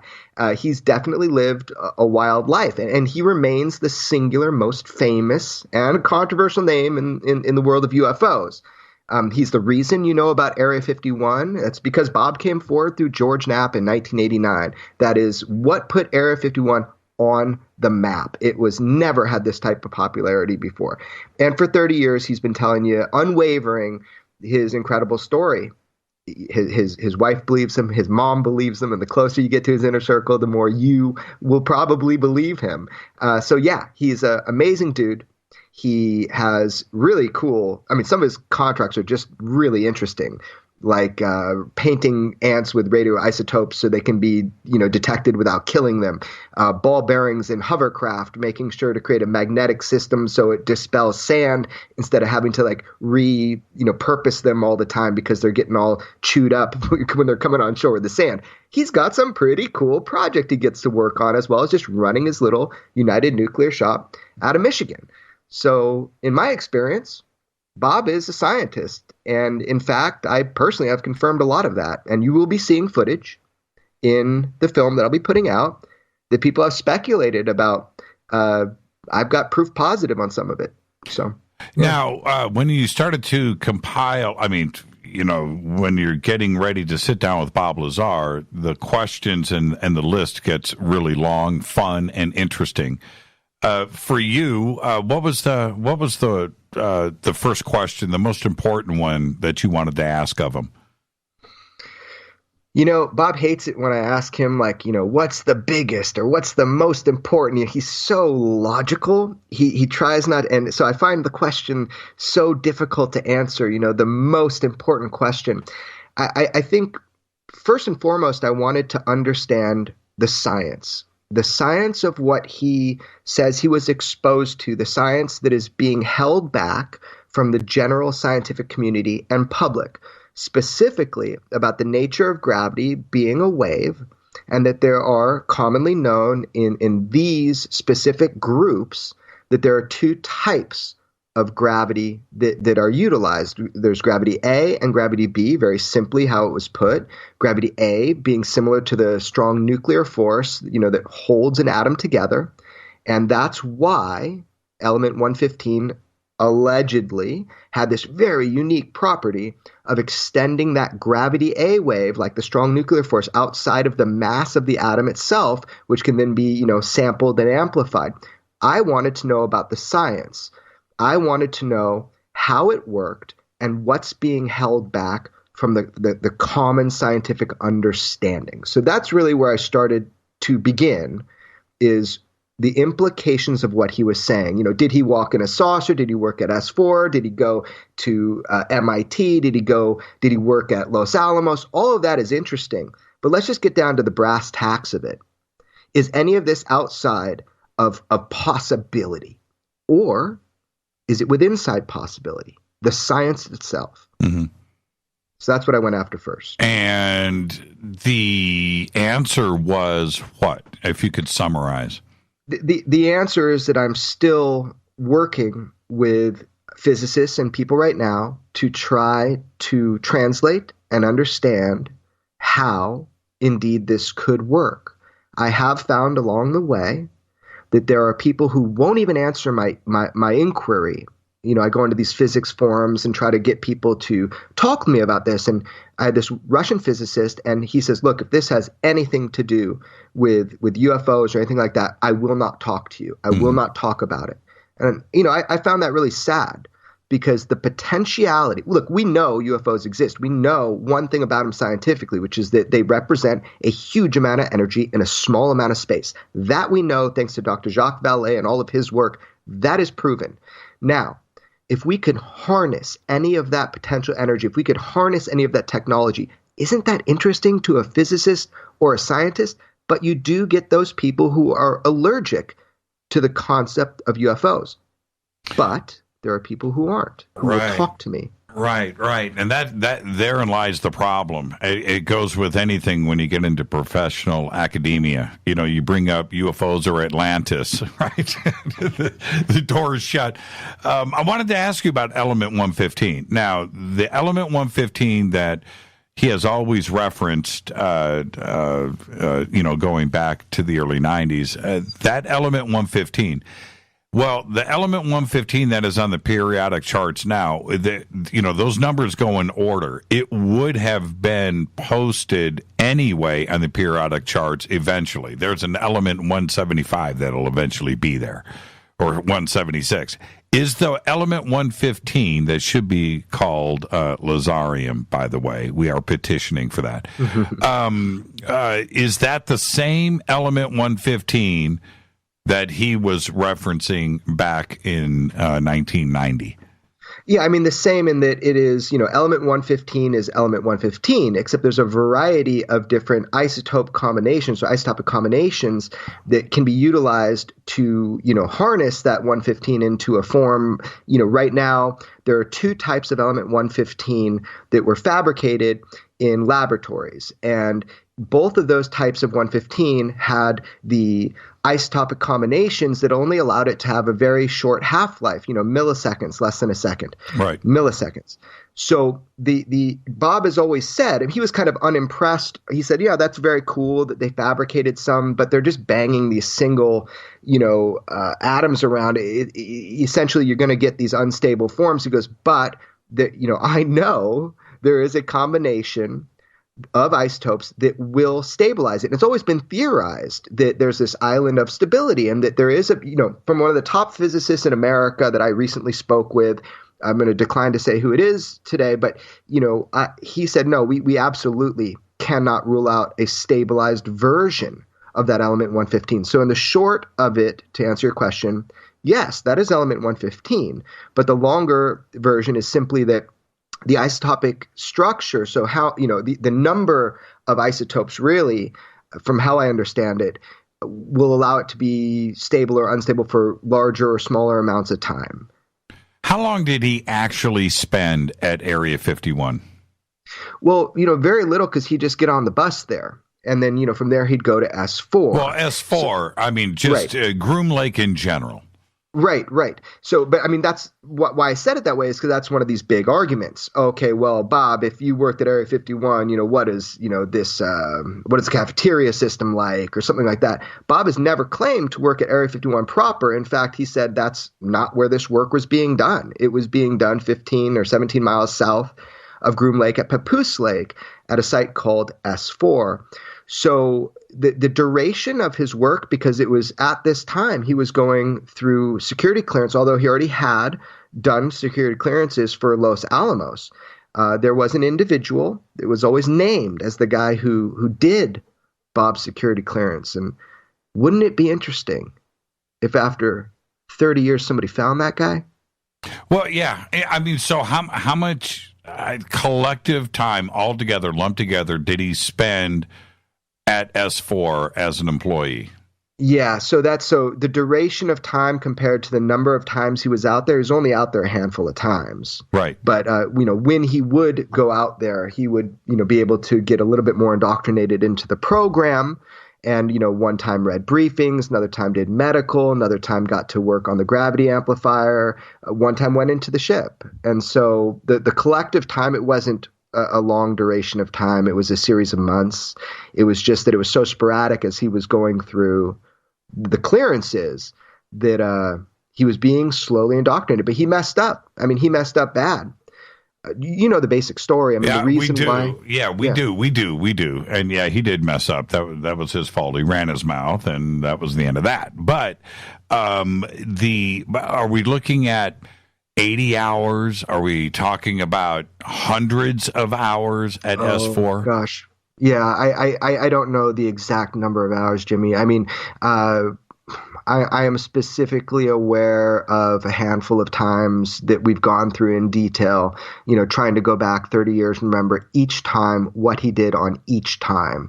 So, yeah. That's the best I can answer it right now is a handful of times. Yeah. Okay. Well, I'll give you some questions to ask him. How's that?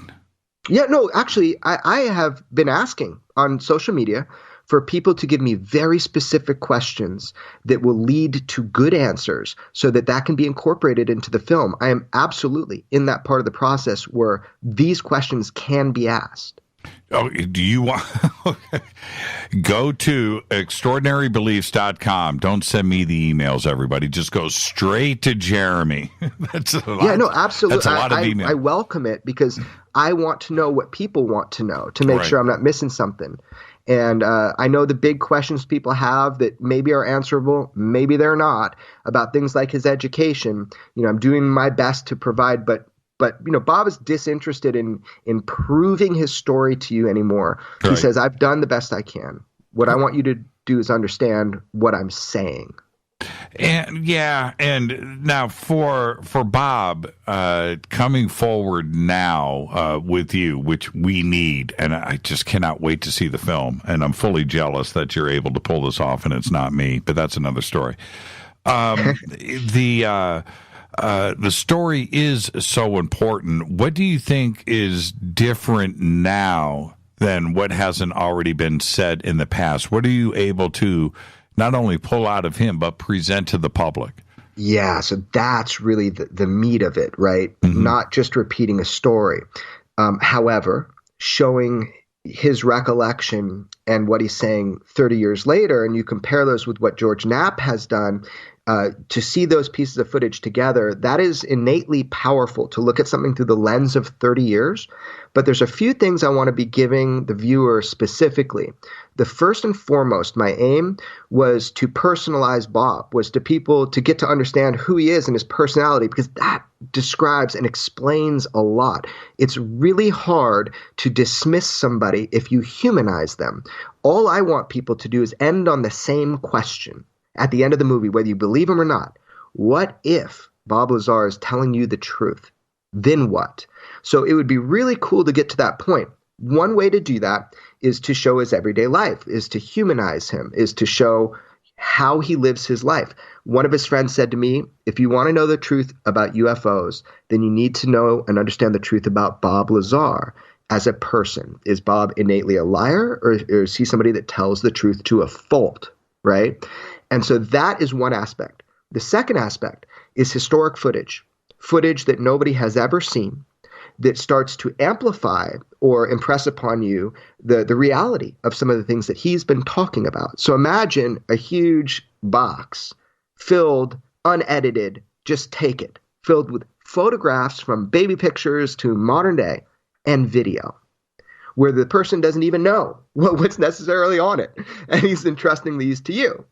So within that is also an archive of surprises that I didn't expect, that should shed light on the story in ways that were not shed before. Do you want me to get specific? Or I do. My question is there any? Everybody's going to say, okay, so what about documentation? Is there anything new, outside of his S4 ID card, if you know what I mean? Is there? Do you have anything like that? What was in that box? So, a federal judge once tried to get Bob's employment records. Do you remember that situation? I do. Yes. Yeah. And if you listen to that judge, you can find that obscurely online. He says, well, this is the weirdest case ever. It seems to be impossible to get the records, from the military base of your employment, yet they were told you don't have a need to know. They didn't say Bob Lazar never worked there. You don't have a need to know. They even had a congressman or a senator or congressman that wrote to try to get those records. So that is a very tricky one when you're dealing with Bob Lazar. Is you have the government on one hand, they're not claiming that he didn't work there, but they're not giving you the goods. So I'm going to leave it at that at this point. But what was in the box, Jeremy? I want to know what was in the box. So everything from photographs, going back to baby photos, right? Right. All the way up through tapes that just have, everything under the sun, even some of his laboratory experiments. For example, wouldn't it be interesting after all these years when people say, oh, he never worked at the Maison facility, because remember, George Knapp tried to get to the bottom of it. First they said he did, then they said he didn't. And then even Kurt Meyer said that he never worked for them. Then they found the phone book and they go, oh, golly gee, I guess he did work here. Well, then I found Dr. Krangle, and Dr. Krangle was in security briefings at Los Alamos with Bob Lazar. I get phone calls from people that I could never really report on, but the guy that digitized his medical records, because of HIPAA laws, I can't have them. But I verified he worked there at that time. I verified everything about this guy. And in fact, he did digitize Bob's medical records. So in that box, is also a bunch of footage. And that footage, I think, is very revealing about, places that he worked. Okay, so this will be in the film. I surely hope so. I have 2 hours, basically to tell this story in the first part. I mean, however I tell it. But yeah, I hope to give you meat. I hope to give you things. I know I'm going to give you things you have never seen before that definitely invigorate the debate. Now, with the Lazar missing years that he's been in Michigan, and away from the UFO community and living his life, was the government in contact with him? Does he have any Men in Black stories in those missing years? What was going on at that time? Well, I'm going to be a little careful about this because I'm reflecting on something here, which is that you asked me what was the first thing I asked him. And actually, I do remember it was about the science, but the first time I ever had Bob went on camera with me, I started grilling him on the 115, and I might this footage might go out at some point. And he says, look, this is the most sensitive part of the story, period. Right. And I think that, I'm sorry, I lost your question. I just got so wrapped up in that thought. Has he had government contact in the missing years? So I'll put it to you this way. What is publicly known? Well, he was living in New Mexico. He was raided thoroughly by a number of agencies. Conveniently at that time, and I know you've recently had a call from him, who was on patrol, but Rick Doty, I thought that was really interesting, was actually at the house when the raid was going on. Although from Rick's perspective, he's like, look, man, people read too much into that. I was, patrol. I was normal patrol. There were other agencies doing that raid. So coincidence? I think not. I don't know. I tend to think it was because he was a patrol officer at the time. I mean, it was something that wouldn't be outside of the scope for him to be there. There's always suspicion, around Doty because he had a job before, and his job was to, was counterintelligence, and it involved the UFO world. So he's always going to be that bad guy to people. My point is more this. Really, let's separate that. That has nothing to do with this. To answer your question. So that happened, and that was traumatic. That was traumatic for his family and that sort of thing. There is a part to the story I'm not telling yet. I think that there might have been mention about it publicly at some point. It has been very strange, this whole experience. I imagined through 30 years, especially if he wasn't telling the truth, that there would be no interest and there would be no problems. That indeed has not been the case. Well, and I was just going to mention this, and this just posted up in Twitter from Eddie. Eddie says, what I don't understand is why the government didn't heart attack or car crash Lazar if he was, in on all these major secrets. Right. My answer to that is, if anything like that would have happened, that means everything he was saying was true. So there's just no way they could do that to him.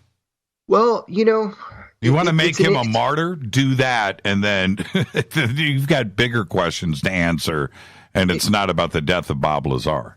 Yeah, it's a curious thing, and it's really uncomfortable to just put it like that about somebody when you know them. Like, we're talking about a human being here with families, an animal, and mom, and wife, and the harm put to somebody like that that's unimaginably terrible. He did have a very scary time back in 1989. Indeed, that's why and how George Knapp convinced him to go public, was to protect himself definitively.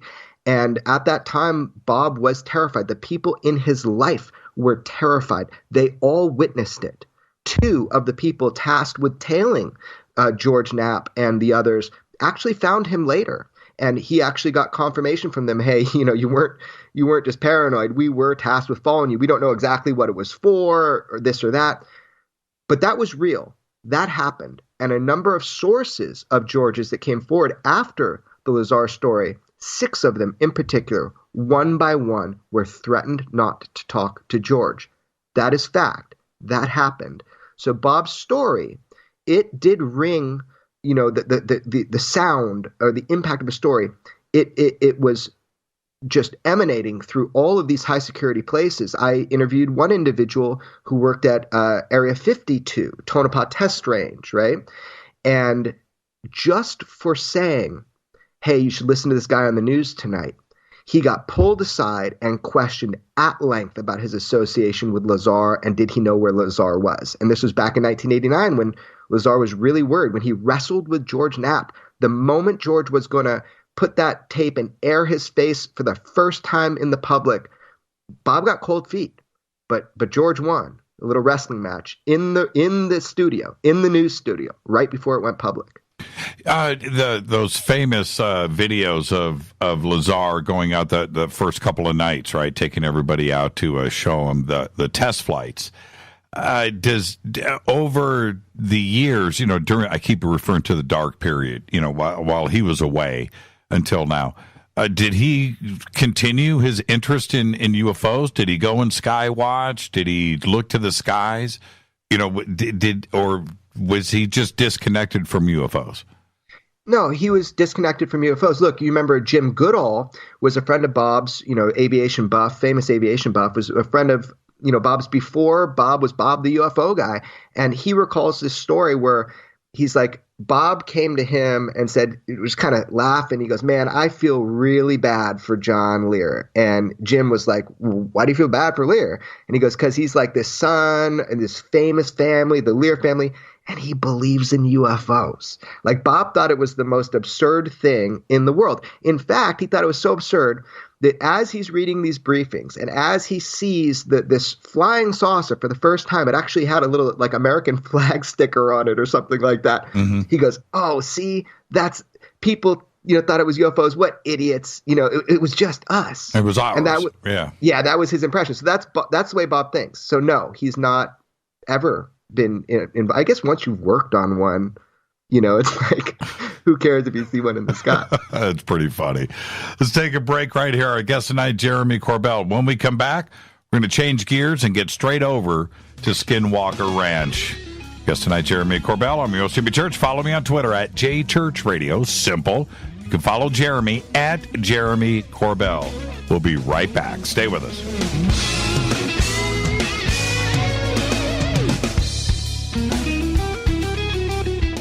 Hi everybody, this is Rob Halford, the Metal Guard on JimmyChurchRadio.com.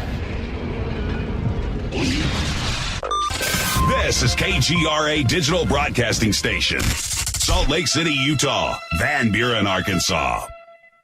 Okay, nurse, let's get this man to the ER stat. Right away, doctor. We see this every day. Heart attack or angina pain due to blocked and clogged arteries. Chelation can remove obstructions or blockages from arteries and help avoid painful and expensive surgery. Now there's Angioprim. It's a liquid oral chelation product that you take with juice. You start to feel the results fast. Angioprim increases blood flow all over the body, and that means more energy and strength to take on the day with less aches and pains. 60 years of research has gone into chelation, and Angioprim is the result. A safe and easy way to unblock your veins and arteries from buildup that slow circulation. Paging Dr. Jones. Please report to the emergency room right away. Log on now for a special radio offer from Angioprim. That's angioprim.com/radio.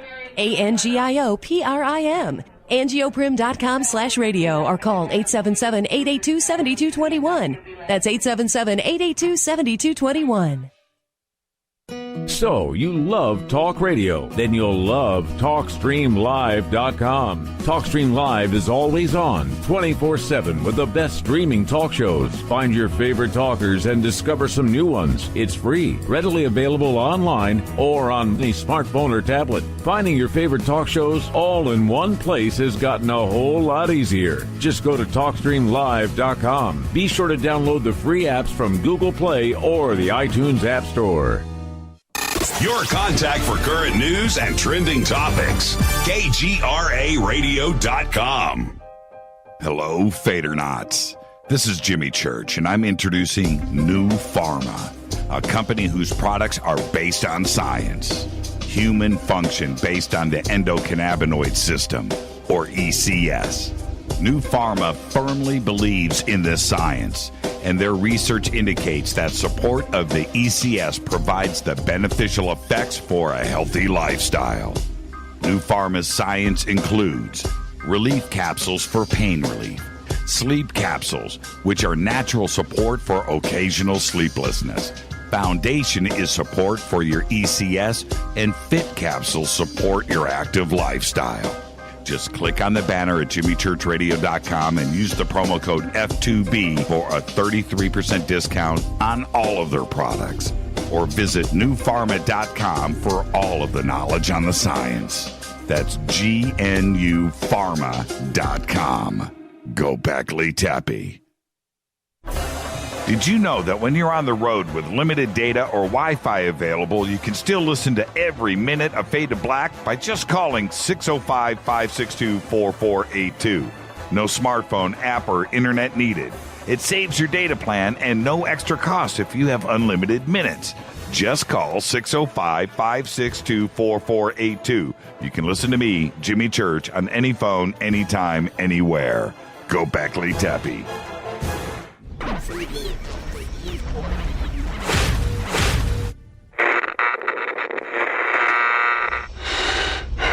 You want to know a secret? I love ponies. I really love ponies. I'm serious. I couldn't stay sane without ponies to brush. Why Fade to Black? Because you never got that pony, damn it. This is Fade to Black with Jimmy Church on the Game Changer Radio Network and KGRA, the Global Radio Alliance.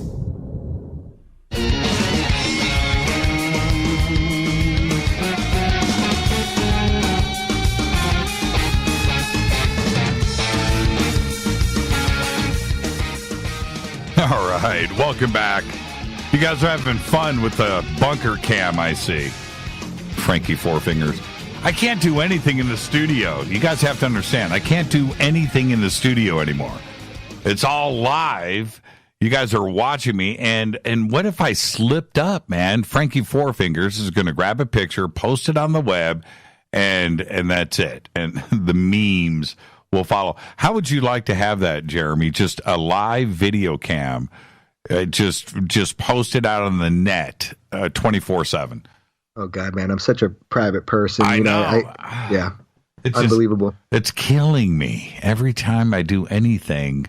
It gets posted. I'm watching these pictures. I just said, well, I won't say what I tweeted, but let's shift over to Skinwalker. Such an interesting place. About 4 years ago.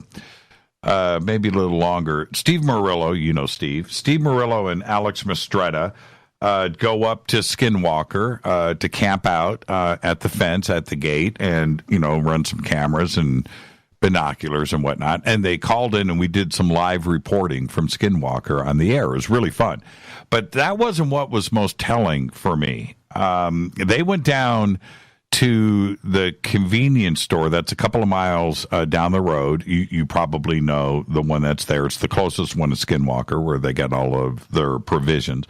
And they get the kid that is working there to come on the show, right? They literally hand him the phone. And this is what he said. He said, man, everybody up here has got a Skinwalker story. My parents, anybody that you talk to around here, we've all got a Skinwalker story. And I said, well, he said, look, the dogs that float around, the black dogs with the red eyes, and they don't have legs, and they're, I was like, what? He said, yeah, man, and we've all got stories like that about Skinwalker. It is just a crazy place. There's stuff in the sky, there's stuff on the ground, and it's everywhere. What is going on up at Skinwalker, Jeremy? Yeah, that's the million-dollar question. And in fact, indeed, it is true that it's hard to find somebody in the Uinta Basin, anywhere surrounding the ranch, that doesn't have extreme collisions with the totally bizarre and perplexing and sometimes wholly terrifying displays of the phenomenon. Let's just back up 1 second, because this is very important to make clear tonight. I am going to be putting out a film on Skinwalker Ranch. This is a very informed film. In fact, you're going to learn about how these releases, how they indeed are related highly to Skinwalker Ranch, the 22 million that Harry Reid, spearheaded. What role does Skinwalker Ranch play in all of that? A much bigger role. There actually might be more of a sleight of hand going on than we've even talked about. How so? That funding, that 22 million, could wholly have been for Skinwalker Ranch. Wholly. So it'll be interesting to see in this film that is well informed, that I'll be putting out, that relies on new footage and interviews that I've been doing, again, pretty silently for a couple years, but also going back to actual on-site investigation from the time when NIDS was involved through Robert Bigelow at the ranch. Now, we do know that it was taken and turned into a DIA program called BASS. I think people know that.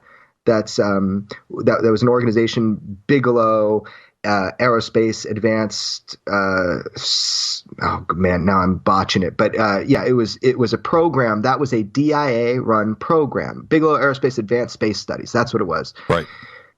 So let's just back up 1 second for those people that don't know. Let's make it really clear. In 1998, real estate mogul, self-made billionaire Robert Bigelow of Bigelow Aerospace, he purchased this 480 acres of land in northeastern Utah. He used it as a living laboratory to study UFOs, the phenomenon. He had personal interest. Historically, that location has been an area inundated with, these bizarre events going back generations. It's within the culture there. All through generations. He employed Bigelow, a crack team of PhD and level scientists such as Colin Kelleher, co-author of the book, but with George Knapp, Hunt for the Skinwalker, and they did long-term investigation. If the family that was being terrorized at the ranch couldn't get answers through traditional means, maybe science could answer for them. That was the idea. That program eventually led to the government interest in wanting to know if what was being displayed in that rural area of Utah was indeed otherworldly. And that's where it became, is this a national security threat? That story can now be told because of the recent releases by the Department of Defense and the New York Times, the admissions that, in fact, there's an ongoing UFO investigation by our government, has deep-rooted connections to Skinwalker Ranch. And I'm going to be telling that story now, soon. That movie's coming out. So you're suggesting... You're saying that there is an alien, off-world, ET, UFO connection to Skinwalker Ranch that the government is aware of and invested into. Okay, that's not what I'm saying. Okay, because that's what it sounded like. Okay. What I am saying is that there is a historic pattern of these displays being presented, concentrated in that area. The ranch was isolated as a 480-acre spot to study the phenomenon, which is occurring in the entire Uinta Basin. And yes, I am specifically saying that the Defense Intelligence Agency partnered with Robert Bigelow, and they called it BASS, and that was to study the threat, the potential threat of the phenomenon. That is factually what I am saying. Now, what did Bass find out? If we go back to the Bigelow 60 Minutes interview, which was pretty telling, there was a lot of stuff in there. Is the statements made by Bigelow in the 60 Minutes interview, specifically, I know aliens are here. Is that based on Skinwalker and Bass or something else? Well, I would say that's part of his cumulative knowledge. Remember, he runs in high circles. He has a lot of military friends. He is, the go-to guy for our government when it comes to studying the phenomenon. All UFO reports, thanks to people like John Alexander, were funneled towards Bigelow's place. So he is a very informed individual, put more money into this as any individual on the planet to study the phenomenon. So, yeah, I would say that his statements were based upon, among other things, but yeah, of course, the Bass, reports that he was, in control of, as well as the NIDS reports prior to Bass. I mean, Bass itself, I think, had 45 or 50 people and a rapid response team. I know that the first 10 months were put together in a 490-page briefing, if I got that right. There are about 25 reports. So, yeah, I'd say he's a very informed individual when it comes to the phenomenon and the government's interest, which is concrete and ongoing. Now, there were reports that there was military security during this time at Skinwalker. Well, there's a lot of security at all times because you have knucklehead idiots going out there thinking if they just top the fence, they're going to see a shapeshifter. I mean, it's a problem. It is private land and it is on a sovereign nation. So the whole area, the Uinta Basin is, you can't just go and camp there. I was allowed to camp there, Bottle Hollow, right by Skinwalker Ranch, because the tribal nation, the tribal elders who govern that area, George has established an incredible relationship, and they have been very forthcoming, and we're very grateful for that relationship because we were the first people ever allowed to take footage and bring it off of the sovereign nation, off the Ute tribe land. So yeah, in this film, you'll be seeing historic footage that's very compelling. I got to Raiders of the Lost Ark over at George's. I mean, I pushed him for it, and he wanted to do a documentary about this originally, but it was decided it was not a good idea for him to do that documentary because of all the trespassing and problems we're causing for the scientific study of the phenomenon. But I think now it's in new ownership and new hands, and I think very capable hands, and I think the studies will continue. And I think at this time, it's a very special window of opportunity to get this story out, particularly because of how it relates to what we just witnessed in popular media. Yes. Okay. So directly, did Bigelow make contact with E.T.? I have no idea. Did the reference of these alloys at which I think everybody's assuming it's a Bigelow warehouse, an owned warehouse in Las Vegas, where these alloys are at right now, did Bigelow attain those materials himself? I don't believe so. No. So they came from. Why do you not believe so? Because that's incongruent with what I know. No, you can answer. You can answer. I mean, yeah, no, I mean, all I can say is that I don't know. I believe that to be completely incorrect. That Bigelow somehow. Are you asking? Did he get those from the ranch? The alloys being held? That's what I think a lot of people are assuming right now. No, it's a safe assumption. Okay, Bigelow, I understand the assumption. I do not believe that to be true. Okay. So you don't have footage of a craft at Skinwalker? Well, that's a tricky one. If you remember the entire problem with the NIDS investigation, right, via the book, is that the original man who was living there and kind of let NIDS on and sold the ranch said, you need to stalk this like an intelligent animal. It makes mistakes, but you need to be quiet. You need to be silent. Coming in here with a bunch of technology is probably the wrong way. And indeed, the head of the program, Dr. Colin Kelleher, after a while agreed with that the phenomenon would decrease as the observation increased, as if it didn't like being watched. However, there have been a lot of things captured that are anomalous on film in the areas. But I'll give you a concrete example of something that will be discovered more in the film. They, at the time, had a very high-end version of night vision back in the early days of night vision. I think it is public knowledge that one of the scientists on the ranch did see, it's written in the book, something coming out of what looked like an orange glowing tunnel, as if this tunnel of light kind of opened up, and this creature, dark, almost a void of light through night vision. If you have ever used night vision, something that has zero light, right? So no face or whatever, crawled out of this, hole. Allegedly, one of the scientists saw this and really freaked out. When they tried to capture that scenario on film, without night vision, all you saw was an amber glow. So you can get a cool picture of an amber glow, but that doesn't show you what was experienced by the people there. So there is physical evidence, and I will be trying to focus on that in my film. And it is a very informed narrative that I'll be sharing with people about the physical evidence. But that was always the problem at Skinwalker Ranch. What do you think ultimately is happening at Skinwalker? Is it interdimensional? Is it off-world? Is it just spirits? Is it us? What do you think is going on? That's way above my pay grade to discern. However, there were people within the Defense Intelligence Agency that attempted, some say successfully, to shut down the program because they believed what they were seeing was demonic. Right. So if you look at but that is very real. There's a contingency within the Defense Intelligence Agency which takes that very seriously.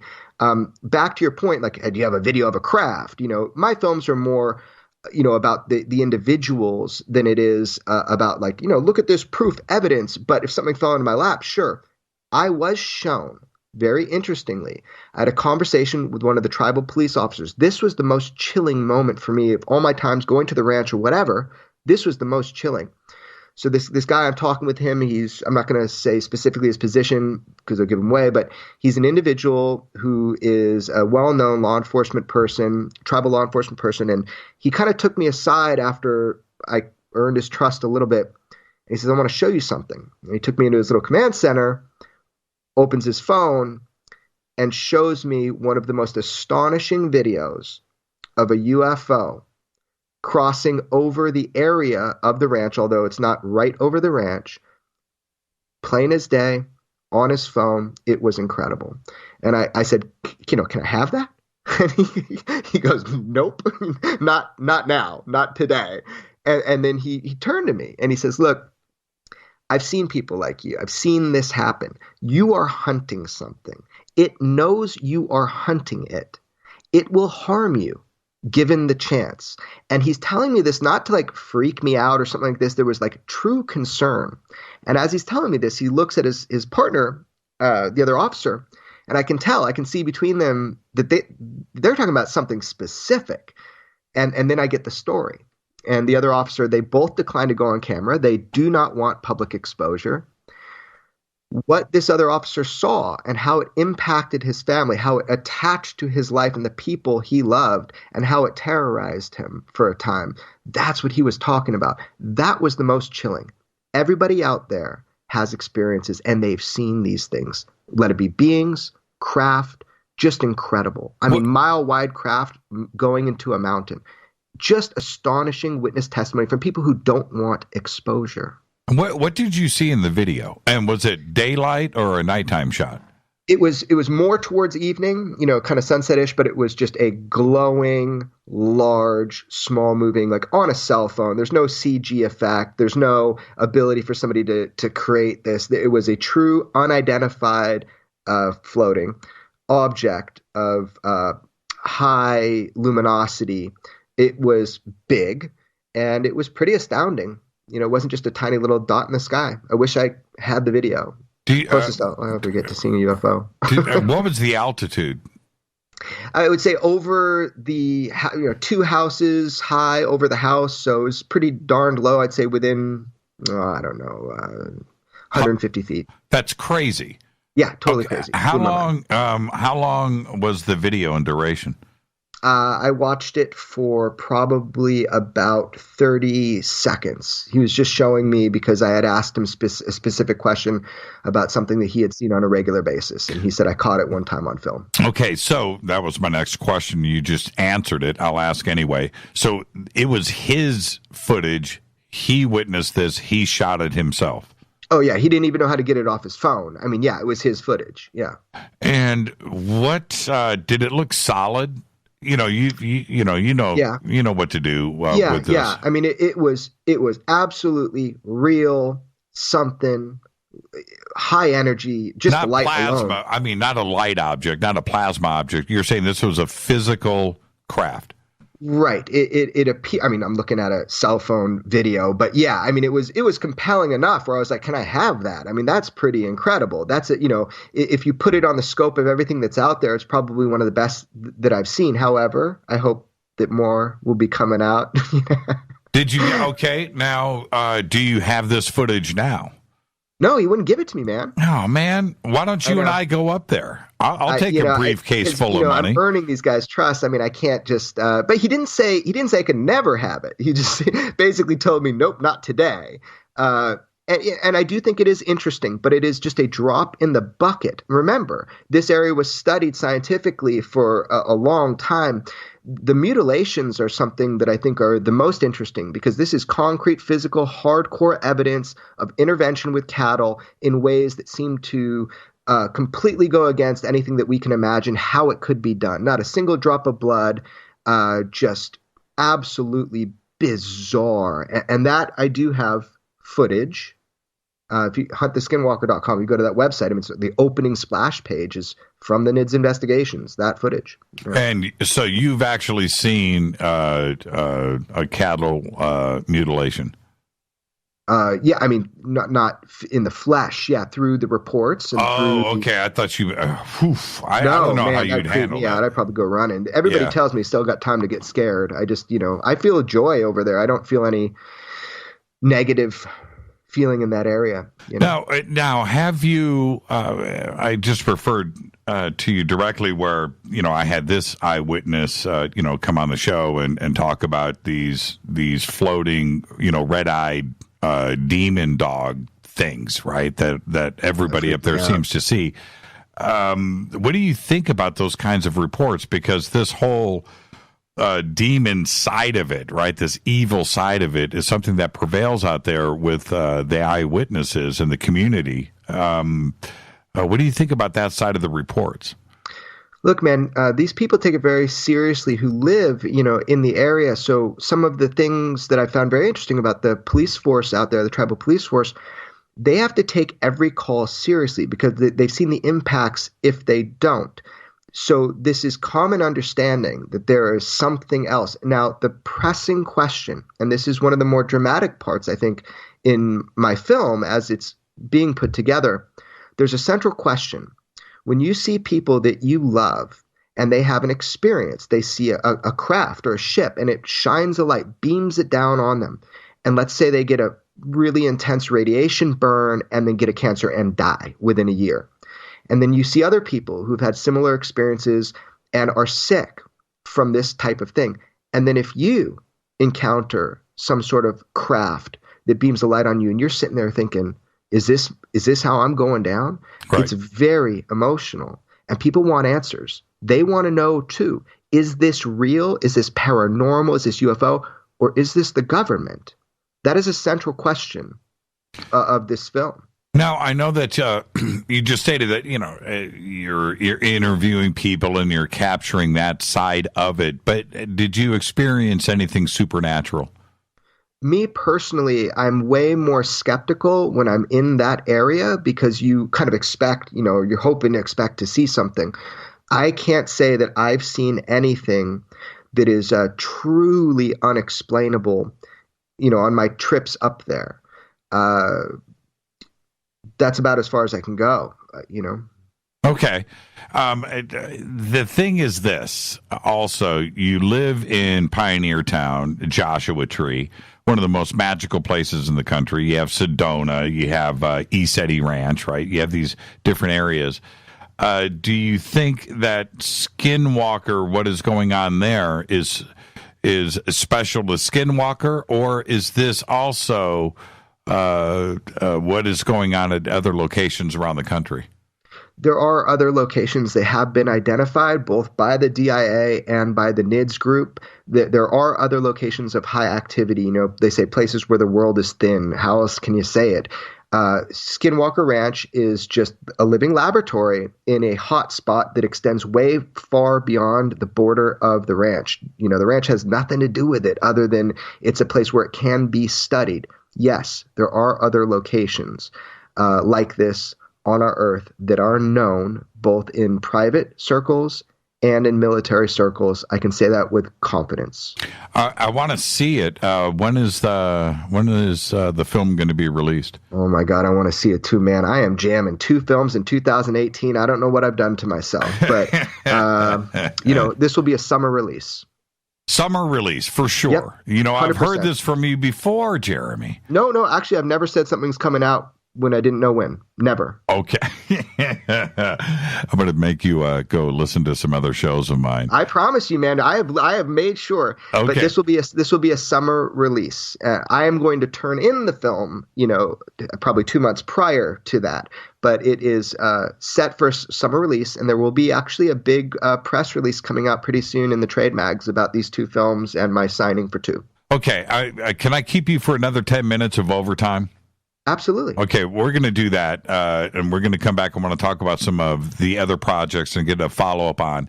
Lazar, when can we expect to see this?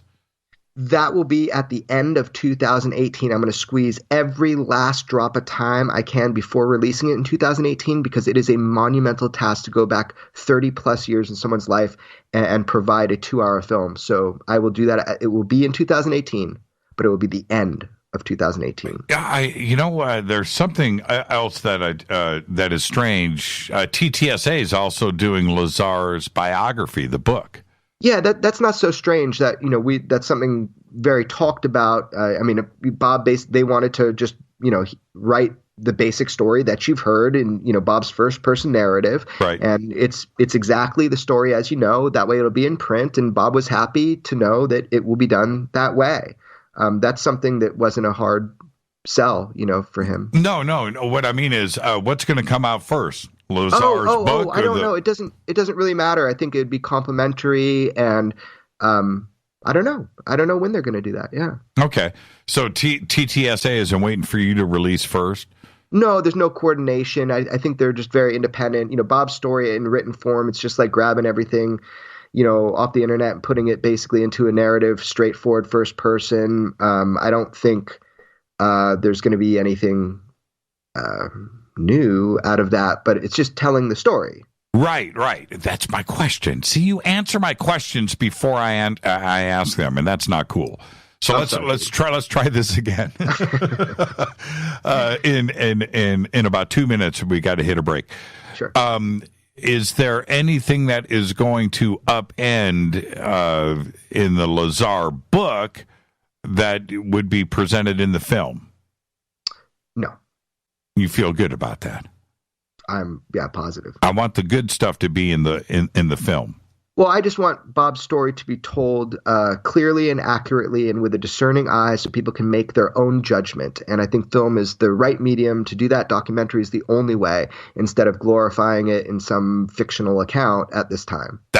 You answered my question before I asked it. That's why you're Jeremy Corbell. All right, let's take a break right here. When we come back, I want to go through a few other short films that you have worked on and see where they are today.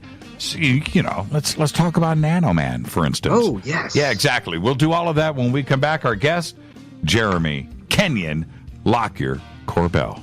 We'll be right back.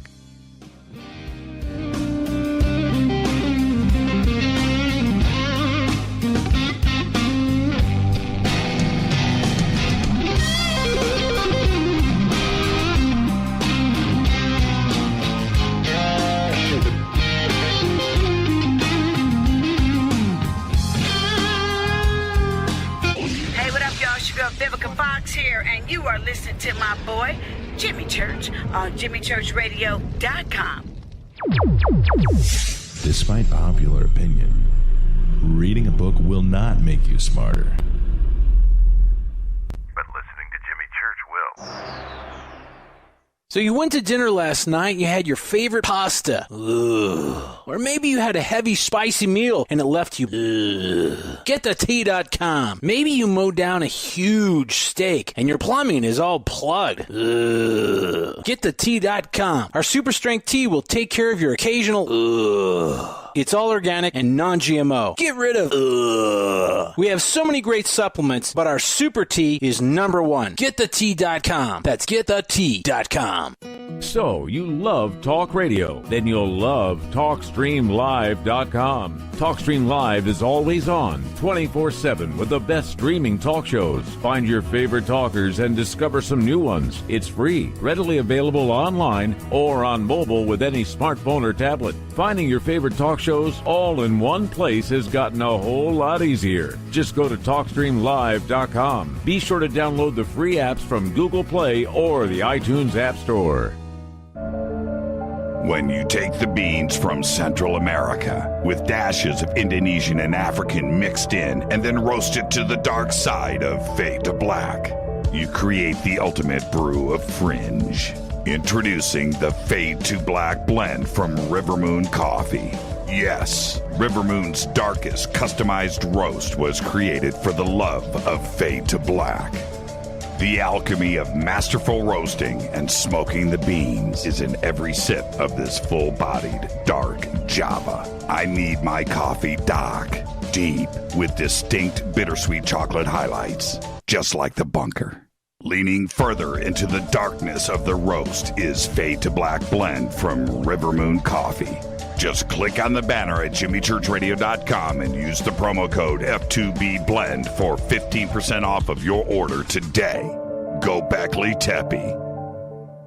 Hey, can we talk about something serious for a minute? Your age. Getting old has its perks. But remember, being a few years younger, you know, your hair was thicker, you didn't have so many wrinkles, that extra weight wasn't haunting you, and you just felt better. Well, we can't turn back the clocks and go back 10 or 15 years, but you can start feeling and looking 10 or 15 years younger with Nature's Youth RSF. It's a doctor-formulated daily supplement that helps your body maintain its peak performance and fight the aging process. Imagine sleeping better, looking better, and feeling better. See how Nature's Youth RSF has helped thousands of people just like you at nature'syouth.com. nature'syouth.com. The holidays are coming. Imagine how it will feel when your family and friends are asking you what you did to look so good. Your secret will be Nature's Youth RSF. It's time to start looking better and feeling better. Learn more and order your Nature's Youth RSF at nature'syouth.com. That's nature'syouth.com.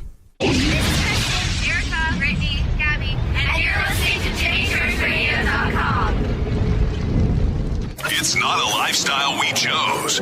We were born this way. KGRAradio.com.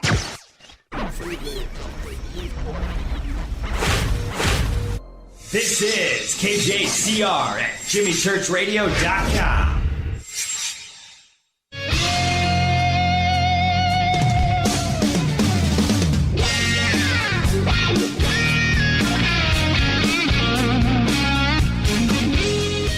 Welcome back. Fade to Black, doing a little overtime with our guest tonight, Jeremy Corbell. You can follow me on Twitter at JChurchRadio. Simple.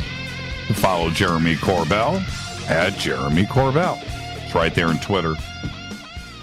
Jeremy, Nano Man, one of the cool things that you have ever done, and jumping in. I'll never forget those scenes with the analysts, the scientists going, holy crap, wait a minute.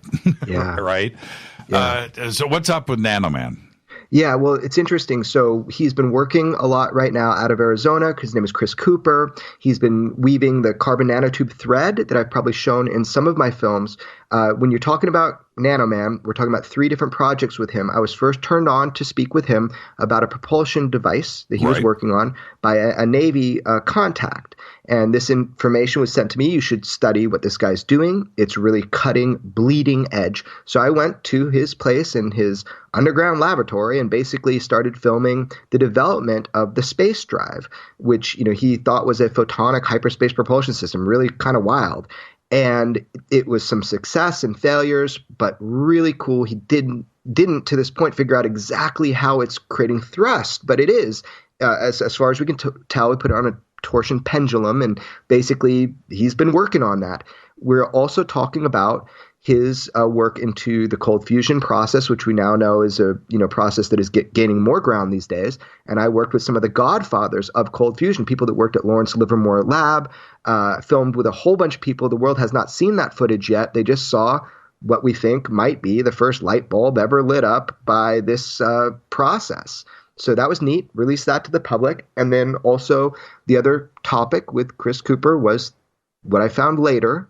His inspiration for these things in nanotechnology was a material that he didn't understand how it was fabricated, and neither did the technicians at NASA Ames in the nanotechnology department. So he's an interesting guy. He's working on spinning carbon nanotube thread like a maniac right now. We will be filming again soon. The first time when he held up the vial. Yeah. Right. And you looked. I think I might have asked you this before. What did you see anything? No, it looked like water, man. It did, didn't it? Yeah. I mean, I'm there, and he corrected me quickly and goes, "No, it's ethanol." Like, okay. So he basically gave me this vial after we'd been going through all this normal terrestrial stuff, with propulsion, and said, well, this is something of interest that I had analyzed 10 years ago. And it has, nanoparticulates in uniform manner that appear to me, to be, for lack of a better term, a term from science fiction, utility fog, which is this science fiction idea of a bunch of machines that work towards a greater whole with a super intelligence. And I was like, yeah, that's crazy, man. I was like, well, if I could have that, I'd just take it and get it analyzed. And he's like, oh, here you go. Right. And he gave it to me. And I was like, what? And I was like, well, what? I don't know anybody. Where do I do this? And he's like, well, I can get you into NASA. I'm like, what? And he did a full free day on the scope with a technician to help me look for, the needle in the haystack. And there was lots of this stuff in it. It was an incredible part of the documentary. Were you able to follow up on that and see what was the cartoon with the construction workers on Saturday mornings? Oh, yes. What was that? That was great. Yeah. Well, that's Fraggle Rock. Yes, right? yes. Fraggle Rock. Was that, did you catch any Fraggles? No, I wish there was some like alien, serial number on these parts. No, it remains a mystery. All I know is that we at this time cannot, perforate the materials in these nanometers and create these objects that are uniform. And, that's something apparently we don't quite have the ability to do without atomic printing or something like that. The next step would be to take it to NIST and to be able to, it's the National Institute of Science and Technology, and they have atomic milling. So being able to put it under the right machines and kind of core through this outer sheath that seems to protect these inner layers. And up until now, I have not been able to have the ability to do that. But it's looking very promising now, actually, that I'm going to be able to take this material, which is still in the vial, and have it further analyzed and find out if, like in patient 17, if it's a Tonka truck or something from out of this world. You know? And what is the solution that it's suspended in? Ethanol. It is ethanol, so you can't drink it. I wouldn't try. If it was water, would you drink it? You put these nanobots in your body? Yeah, man. I don't know what it is. I really don't. But I loved how mystified everybody was in the nanotechnology department at NASA Ames. I mean, it is strange, and it did come from a high activity site where there was an alleged UFO landing. So if all of that is true, that's interesting. What I'm most curious about is this material anomalous? It's just like the patient 17 object. I don't care where it's from. Right. Is it anomalous? Jimmy, this comes from Deuce Guy. Jimmy, please ask Jeremy if the fallout from Tom DeLonge and To the Stars initiative has reignited interest in his Truth Embargo documentary about the citizens' hearing, and how soon might we get to see it? Gosh, my partner in the citizen hearing, Ruben Langdon, the unsung hero of the citizen hearing, we were talking about this the other week. Our job is to really continue to get the footage from the citizen hearing out to people. That documentary covering the citizen hearing doesn't seem as important to us as getting the testimony out to people. I don't know if it's a fallout from DeLonge's endeavor. Again, I stand strong that there's a lot that we have now to work with that we didn't before. There are some tough questions that need to be answered. And I do feel that we are going to get some of those answers if we keep asking the questions. So if that answers your question, I hope it does. Well, the Truth Embargo documentary, this is, the testimony, the hearing itself, it's fascinating. I couldn't get enough of it but that's one part of it. But for me, the behind the scenes, the Truth Embargo, the documentary is just as compelling as the hearing itself. I think you need to get that out there.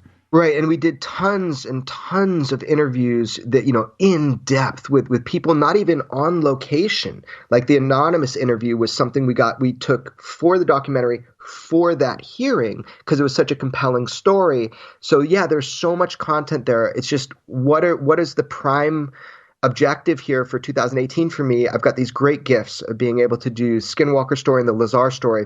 I will do those, and then I'll set my aim on the next one, whatever it is that is most important at the time. These two are timely.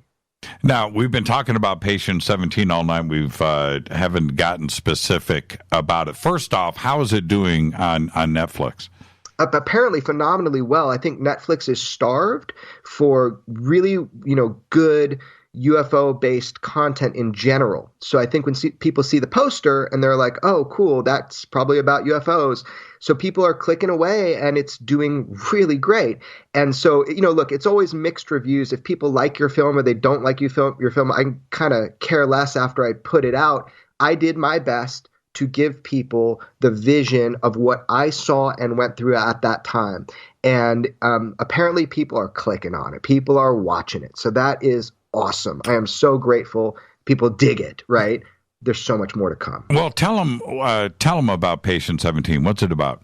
Well, I think they should go to Netflix. They should watch the film or iTunes or Amazon. You'll get a full understanding. But the very short version of it is Dr. Roger Leir alleged to be removing alien implants. And I was kind of calling BS at the beginning on it. And then I met Patient 17. Dr. Leir dies. And all of a sudden my film is no longer, about Dr. Leir. It's about the patient and about what he's going through. And he's such a kind and not the kind of person you'd expect to be going through these experiences. And he wanted to know, too, does this object in his leg have anything to do with his personal abductive experiences, which he hadn't even told a lot of his family or church about or anybody. And so it was a real shock that the whole aim of the film changed as I was going through it.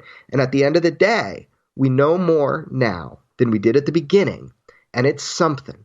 Now we have to verify those results 3 ways from Sunday. And I don't want to give away the film, but that was very hard to do for a while.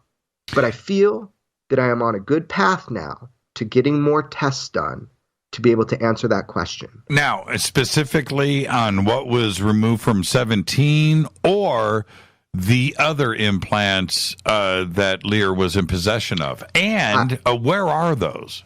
Yeah, so I don't touch that with a 10-foot pole because I didn't see chain of custody. I don't know about those other things. I don't even call them implants. I'm not calling this one an implant. Right. It is a foreign body, an alloy, 36 different elements that was in a man's body. We did isotopic analysis, which basically shows you the composition, let's say, of zinc. There's 5 different kinds, 4 you can measure for. And the zinc 64, by these tests, was definitively non-terrestrial, meaning, made outside of our solar system or farther, much farther. Now, unless that test is fabricated by a national laboratory or it's flawed in some way because they didn't triple wash it, although they did, and I pushed them on that, then we do have an anomalous result, kind of like Jacques Vallée has 15 samples that he's looking at right now with the same methods. So the idea is, can we get this object back? And then can we do the proper testing to either replicate the science that we did before or to debunk it? That's the goal. I want to thank you again for coming on tonight. Always a great conversation with you. You're going to be at Contact in the Desert along with myself, June 1st through the 4th. What are you going to be speaking about this year? What are we going to see? Oh, you're actually, wait a minute. You're going to view a film too, right? I believe we're showing patient 17, so everybody can see it there. And I believe that they chose for me to talk on my Lazar film at that time and kind of some of the details and to show footage that nobody's seen that will be incorporated into that film. So you're going to do that. We're going to actually be able to see some of your upcoming footage on Lazar. Oh, yeah. You'll see stuff that no one's ever seen before. Man, I can't wait for that, man. And the only way I'm going to be able to see it, I'm going to introduce you again this year and then stick around. All right. Look, man, I really look forward to it. And I appreciate, everybody talking about this. I know we left a lot of stuff uncovered, and this is just life. The story is developing about humanity's relationship to these unknowns. And I hope that we get closer to the truth as the years go forward. And it surely seems like that we're going in that direction. Nobody does it better than you, Jeremy. Thank you so much, man. And don't stop rolling that rock uphill, my friend.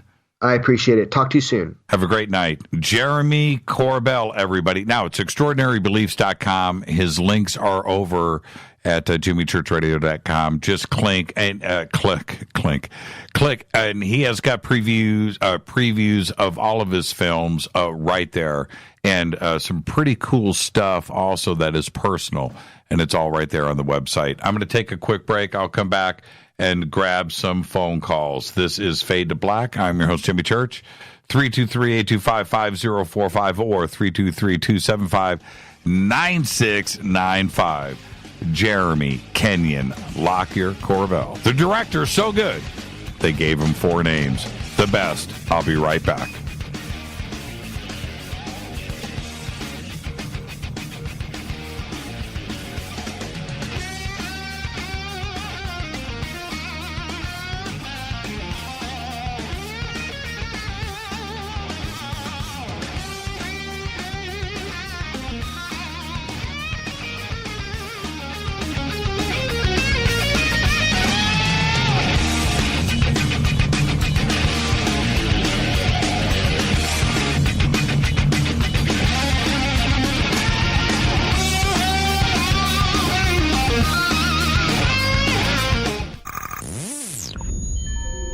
You're listening to Jimmy Church, Fade to Black.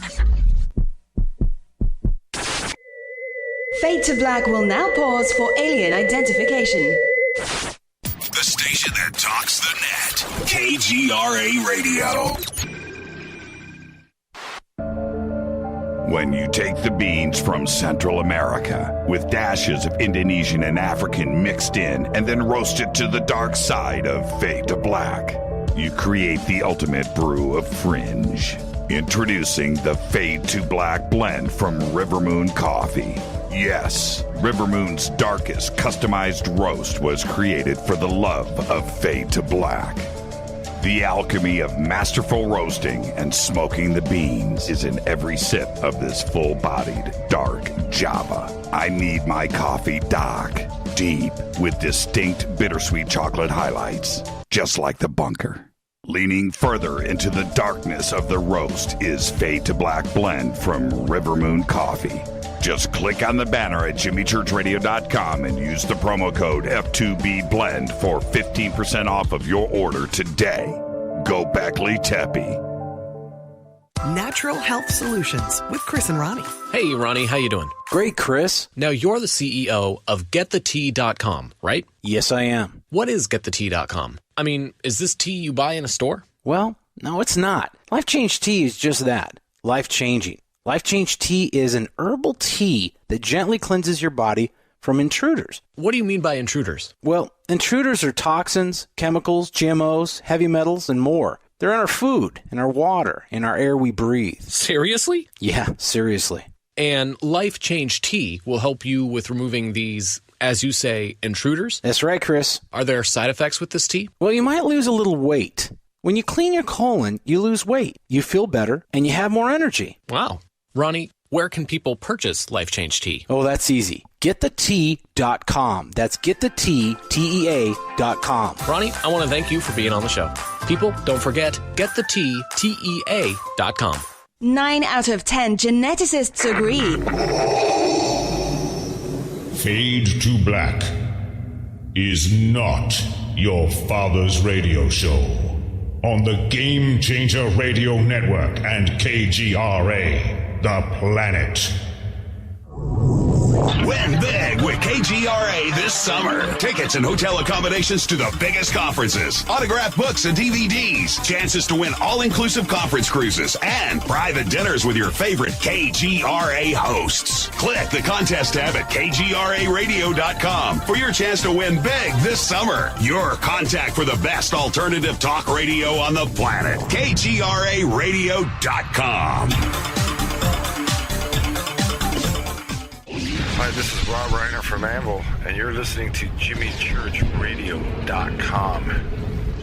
What's up? I'm Chris. What up? This is Kyle Matthew, and you're listening to Jimmy Church Radio.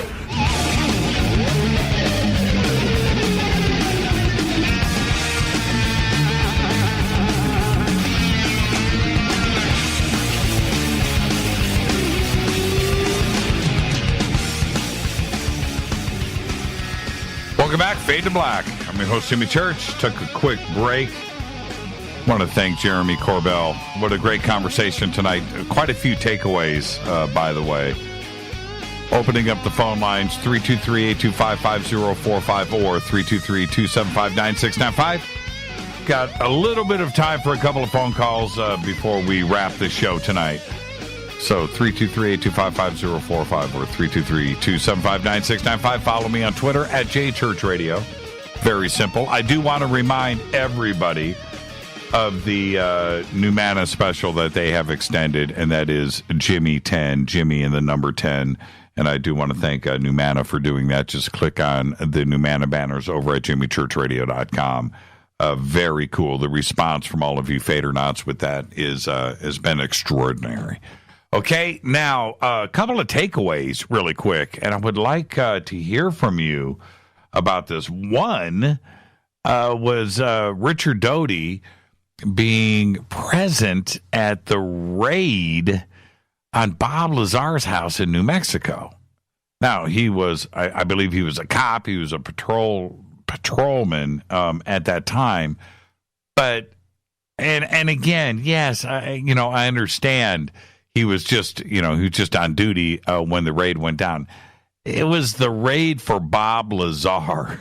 This was not a meth lab.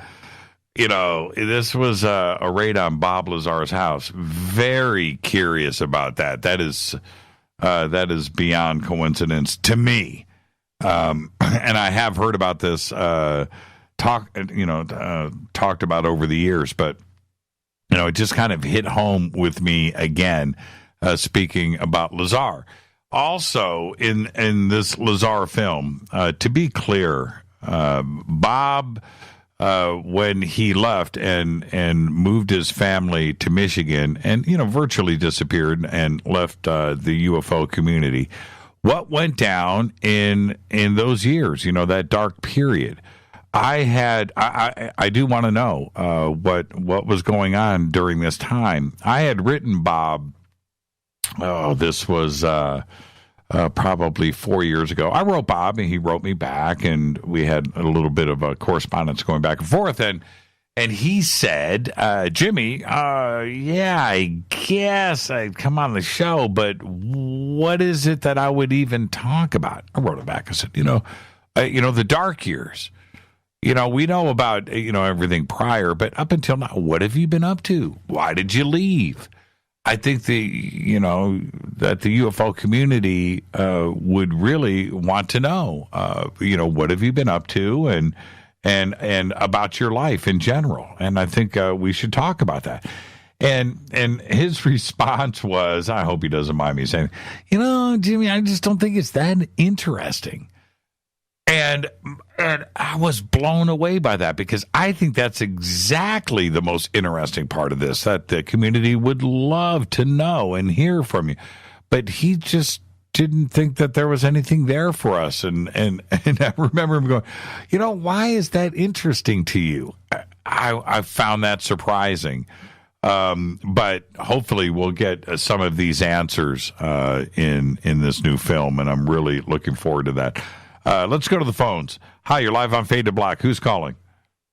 Hey, Jimmy, it's Jason from Louisiana. Hey, Jason from Louisiana. How are you? Great show tonight. I do have one question that you may want to bring up is, Bob Lazar talked about the craft and how it bent space and time with the amplifiers on a light, I guess a candle.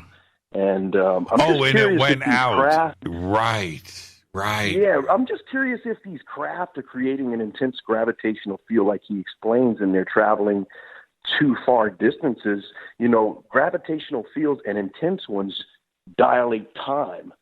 So are they time traveling is my big question. And is that why we're not really seeing them, is because they're creating a distortion in space and time that maybe they can't get back to this reality. I'm not sure, but it's a question that, comes up in my mind. I know it's at the end of the show, but that's what I wanted to leave you off with, man. Well, Jason, there's, and on that same thought, the conversations about gravity, back when Bob was bringing them out, 1990, 91, and you go back and watch all of that early stuff, these were things that weren't discussed out in the public, and science knows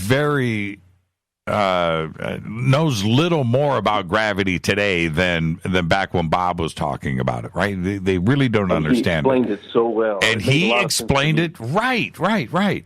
Back when nobody was talking about it, and I always found that part of Bob to be one of the most fascinating. And the one thing that he brought up back then, and it's sort of, as we're understanding gravity more and more today, what little we understand, I should say, of it today is being discussed. And he had said then, if you remember, he had said that it would open up a space in front of the ship for it to travel into, right? So it was always opening up gravity in front, and it would like tumble, right? And that was like down I guess a wave as you're surfing down. That's pretty much what it's doing with space-time. Yeah. Right. And when he described it like that, I had never heard anybody present anything like this before. And now today, gravity waves, they've gone back and looked a little bit more at the way Einstein spoke about this, but it was never presented that way like Bob did. And today, no, not then. And today, it seems to be a pretty solid theory and idea for astrophysicists and physicists to talk about. I'm not a physicist, man. I'm not a PhD. Me either. I try to learn as much as I can, Jimmy, but I tell you what, it is very, very interesting. I tell you. Yeah. And I don't know if it's interdimensional. It could be that these craft are creating this field and going into another dimension. It's crossed my mind several times with all the research I've done. So I'm just, it's a serious question, and that's interesting. All right. Can actually answer that. I'll see if I can get it to Bob. All right. Appreciate it, Jimmy. Thanks, buddy. Great show. Keep it up. Yeah. Thank you, Jason. And a great phone call. Really appreciate it. Thanks. Yeah. And it's one of the things as I wrap, and Jason, thank you for that phone call. And if you're on hold, I don't have any more time. So, and you're listening to me right now. So sorry about that. I've got to wrap here in 45 seconds. The one thing about Bob, for me today is these very fundamental things that he was talking about when it comes to science and physics, that I don't understand. But I can certainly appreciate and hear and listen to the references today that are talking about what Bob was referring to so many years ago. And what does that tell you about Bob Lazar? It's one of the most fascinating parts about Bob Lazar and his story. And again, as he's one of those people in ufology that was absolutely taken to task and taken apart, and was every attempt was made to discredit Bob and his story in his personal life, in his documentation, his taxes, his education, whatever it was. And you know what? Not only did he survive it, but now today, look how he stands in the UFO community. And that's Bob Lazar. I cannot wait for Jeremy's film. I really can't. And I guess we're going to have to wait till Contact in the Desert. But he promised us, right? Summer 2018. No, Lazar's after that. Skinwalker is summer 2018. I want to thank Jeremy, Kenyon, Lockyer, Corbell. Great conversation tonight. It's Fade to Black. I am your host, Jimmy Church. Tomorrow night, actor Kerr Smith is joining the show for the first time. Fade to Black's executive producer is Rita Camarion. Show is produced by Hilton J. Palm, Renee, Dennis, and Bob. Announcers are Steve Harder, Gene Vitoa, and Mark D. Kovar. Webmaster Drew the Geek. Music Doug Aldrich. Intro Spaceboy, spaceboymusic.com. Fade to Black is produced by KJCR for the Game Changer Network, and syndication is KGRA The Planet. This broadcast is owned and copyrighted 2018 by Fade to Black and the Game Changer Network. It cannot be rebroadcast, downloaded, copied, or used anywhere in the known universe without written permission from Fade to Black or the Game Changer Network. I'm your host, Jimmy Church. Follow me on Twitter at JChurchRadio. Simple. Until tomorrow night, actor Kerr Smith. Everybody be safe. Go Beckley Tappy.